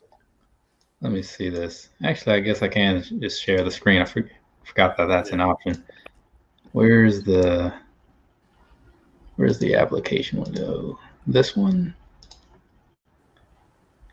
So this was Cops. I'm looking at it right now. I don't know if it looks familiar at all to you, but okay. Some of they're. Yeah, that does look. The art looks familiar. That looked like I can't even see it. That RoboCop cartoon. You can't see it on the screen. It's loading. Oh. There you go. But yeah, I was a big fan of this cartoon when I was younger, and I'm looking up now. Because when I grew up with my cousin, like, so my mom would be at work, her mom would be at work, so we'd be at the grandparents' house. I think that's just how a lot of kids' lives are. And that's crazy. So she would want to watch like Gem and the Holograms, which is fine, but I'd want to watch Cops. So there was like, you know, or Silverhawks, and she might want to watch like Stuart Little or something. The Littles, whatever, something about little mice people. Yeah, the Little. I know what she was. Yeah, you know. It ain't even last long. No, that's another thing. Like, I think it lasted 1 season. You look at some of this stuff, and it's like it didn't. Like Dinosaurs, I don't know how long that lasted, but like, I was all about Dinosaurs. Yeah, that was my show. That was, yeah. Like they could turn into like real size dinosaurs sometimes. And wait, what about robots with the dude ninjas had this? I'm not sure about that one. I don't know. I don't know what that one's about. Ninja with the spinning arms. I don't remember any of that. Robot dude, but I do remember Captain N, the game man. Captain N. I remember that. Like he was hanging out with Kid Icarus and the Castlevania dude and somebody, because like the Mario cartoon came on like right before, right after that. Yeah, there was. Yeah, I forgot about the. Damn, nobody. People don't remember that Mario cartoon like talking about. I do. Like, I don't remember a lot about it, to be honest, but I do remember watching it. Because it was one of those things where, like, you would see stuff from the games, and it's just like, hey, I remember that from the game. You know? What was that movie that was out? The movie that came out with Mario 3. Was it Mario 3? Man, I can't. You know what I'm talking about, though. Like, he was playing it in. I think he had the Power Glove in the movie or something. Oh, damn. It's gonna come. It was The Wizard. The Wizard. That's what it was. Okay. Yeah. Who was in that? Fred Savage. Yeah. Yeah, it doesn't look good, but a lot of 80s movies don't look good. You know? Yeah. Nah. I mean, I couldn't tell you how many times I watched, what was that? Monsters, Little Monsters, like the ones where like it was like Monsters Under Your Bed or something like that. Probably not a good movie, but I watched it a lot. It kept me entertained. Yeah, right. That's all it was about, entertain.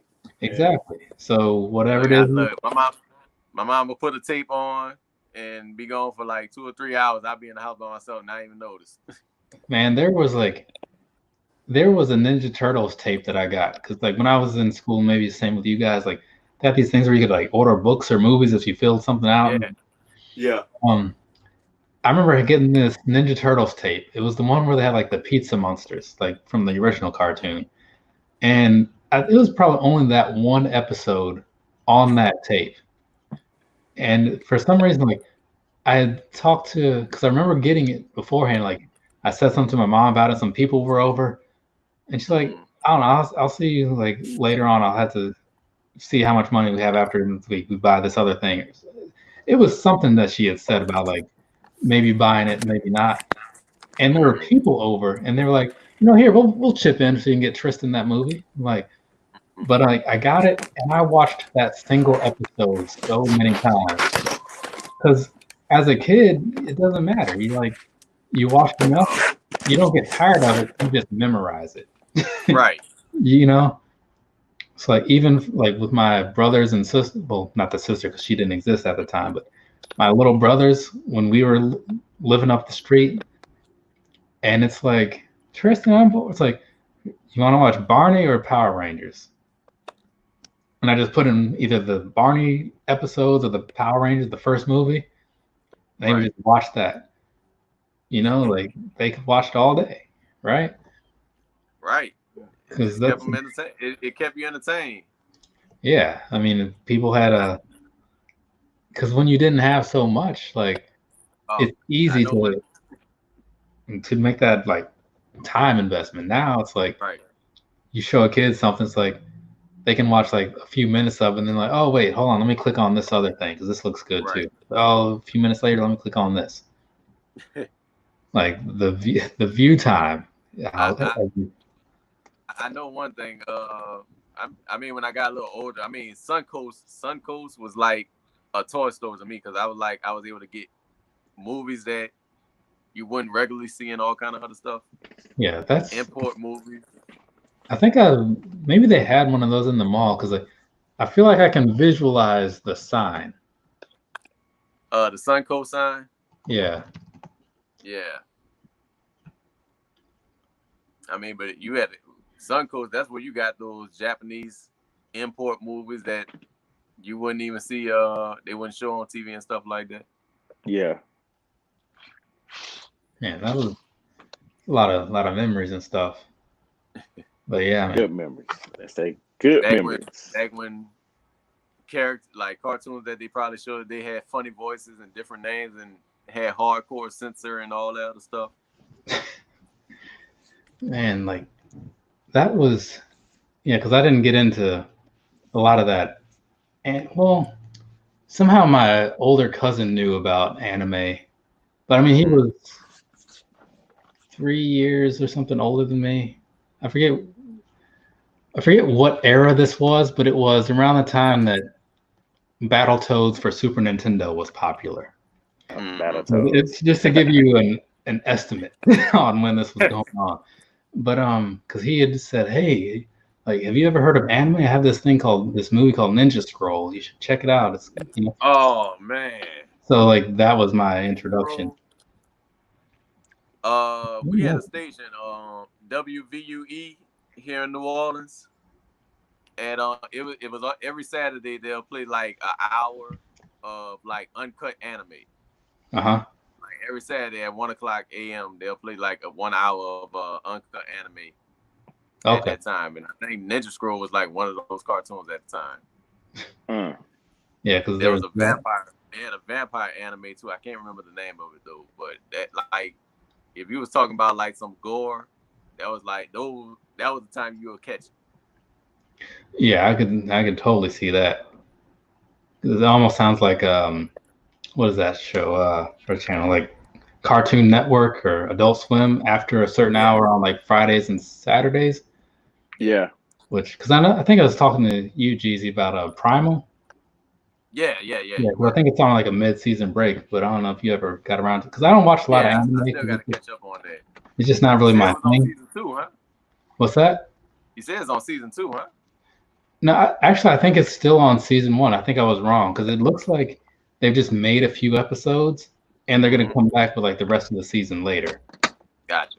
So yeah, because all that exists right now, at least as of maybe 2 to 3 weeks ago, is like 6 episodes, maybe 7. Right. But I can't remember where it left off. But it's pretty decent though. I mean, there's not a lot of talking in it because it's like a caveman and a dinosaur, so it just makes sense. But right, it's interesting though. I mean, Samurai Jack wasn't a lot of talking. Yeah, I never saw that. Oh man. Yeah. But no. But I think probably about to get wrapping this up and everything though. I'm wondering if because like when people were talking about it earlier, like Backlash being tonight, I was thinking that maybe I'll jump on like around like the last 2 matches or something. See if anybody's like online wants to talk about it. Are you guys watching that? Yeah, I'm gonna chime in on it. I'm gonna catch up on it once it come on. Okay. What are we watching? What Backlash, the pay-per-view tonight. Yeah, I'm going.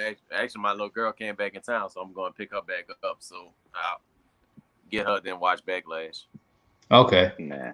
Well, shoot. Like, if you're around, maybe we can do this again, like for like the last. What I say? What were the main events?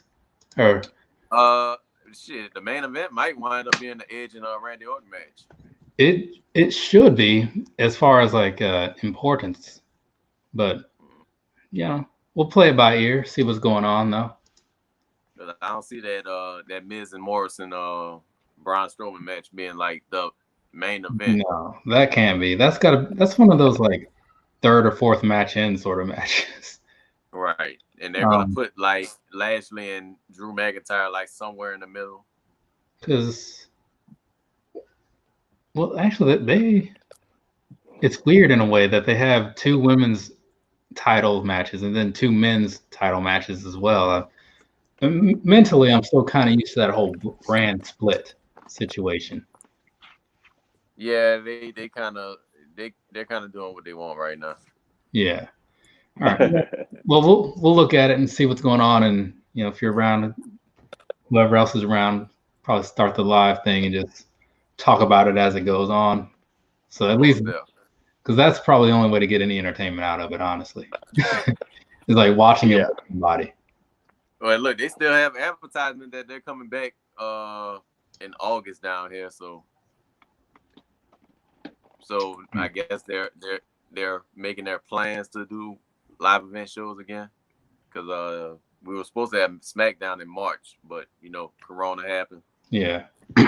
I got kind of lucky. I went to it was actually the last televised like Raw with people in it up in DC. Right. Mm-hmm. And then it just goes to show you how quickly things can change. Like that week, that day, everything was fine. And then I think AEW, they might have had a show with people that week, but that was it. Next week it was this. Right. Did you take the refund for WrestleMania, or are you gonna hold it for next year? No, I got the refund. They only held it next year for Comic-Con. Oh, okay. Which is good because getting Comic-Con tickets is a mess. Yeah. A mess.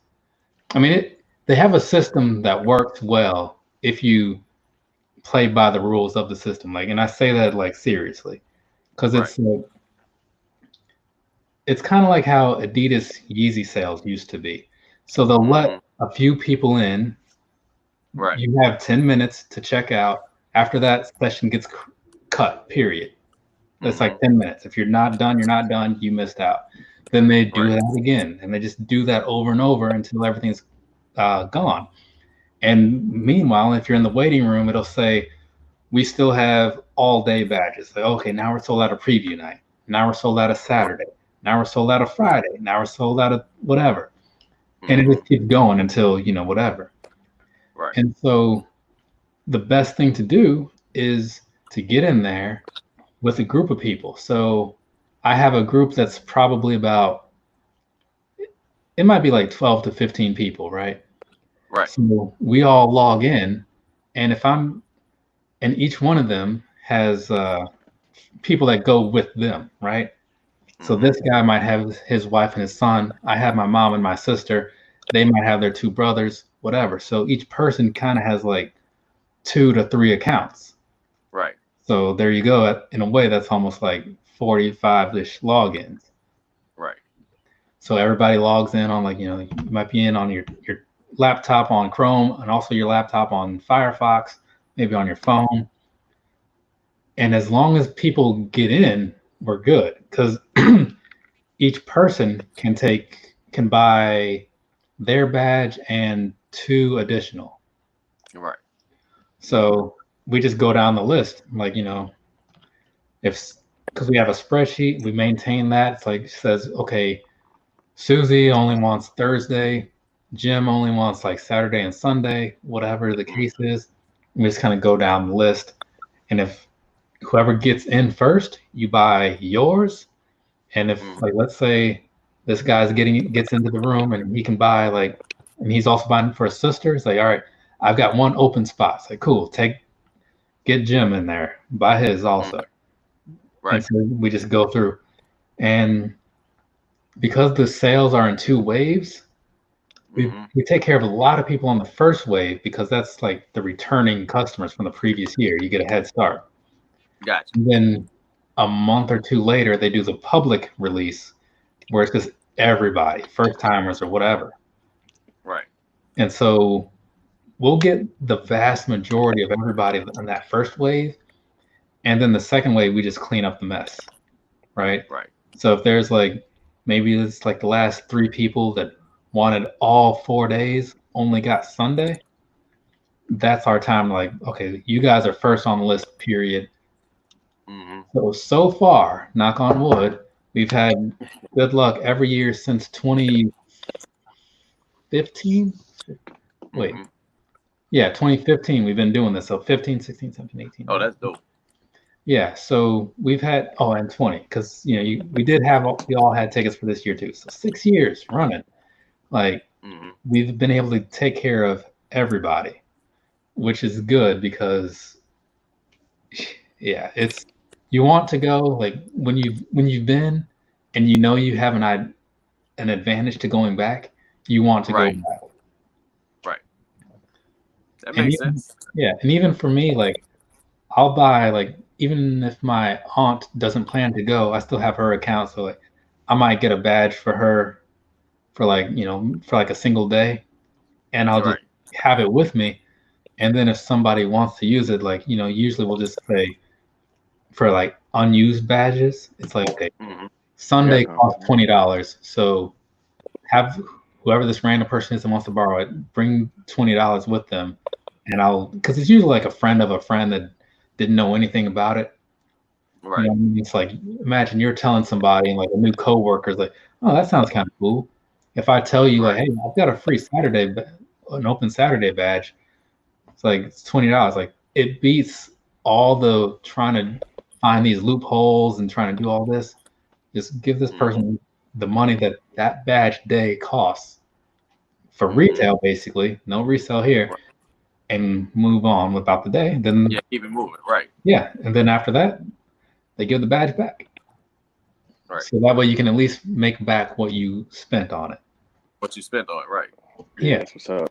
Because people really just want the experience. Like, if you go through, like, and I don't know if I've ever posted pictures, but like walking through like the exhibit floor, that thing is crazy. Like, I'm telling you, like, if it can happen one day, like, you got to come out there, man. Like, because even if you don't buy anything, like, just walking through that and just seeing everything is just, it's insane. Like, you'll see, like, even like outside of Comic-Con, like on the far end of the Marriott, it's just like all like Nintendo tournaments or something like that, Then you get into like the exhibit floor and it's like, okay, well, this is like the artist alley where it's just independent artists and comic makers selling their stuff. Then you have Mattel and like Lego, but they're huge things in the middle. Then you've got individual vendors that specialize in like anime figures. You've got like the SH Figure Arts, which I don't have anything over here right now, but you've got everybody out there just doing what they do because it all fits in. Right. But yeah, it's a good time, man. It's tiring, but it's a good time though. Oh, trust me, I understand. Yeah, but yeah, let's go ahead and get this wrapped up and hopefully see you guys in, I don't even know what time this thing starts. A few hours. About 7 o'clock. Yeah, 7, probably 7. It's 4 now, so by then probably like 8 to 9 before it really gets past all that first stuff. Yeah. But yeah, man. But again, thanks for coming through, especially you optimists, because it's always nice to have people just jump in and just say what they want to say about the topic. No problem, bro. I don't mind doing it, man. It's all good. Yeah, it's just a good time. He came through with Voltron, so I mean, he gave a good answer. Yes. And also Derek's in there. Derek, you too, man. Like, again, Backlash. Jump on in for Backlash, man. We'll talk about what we see. Yeah, anytime, bro. We'll have a good one, man. Together. But all right. You too, all right, man. I'll see y'all later. Catch you guys later. All right. All right. Later, fellas. Yep. Let's see, get that ended.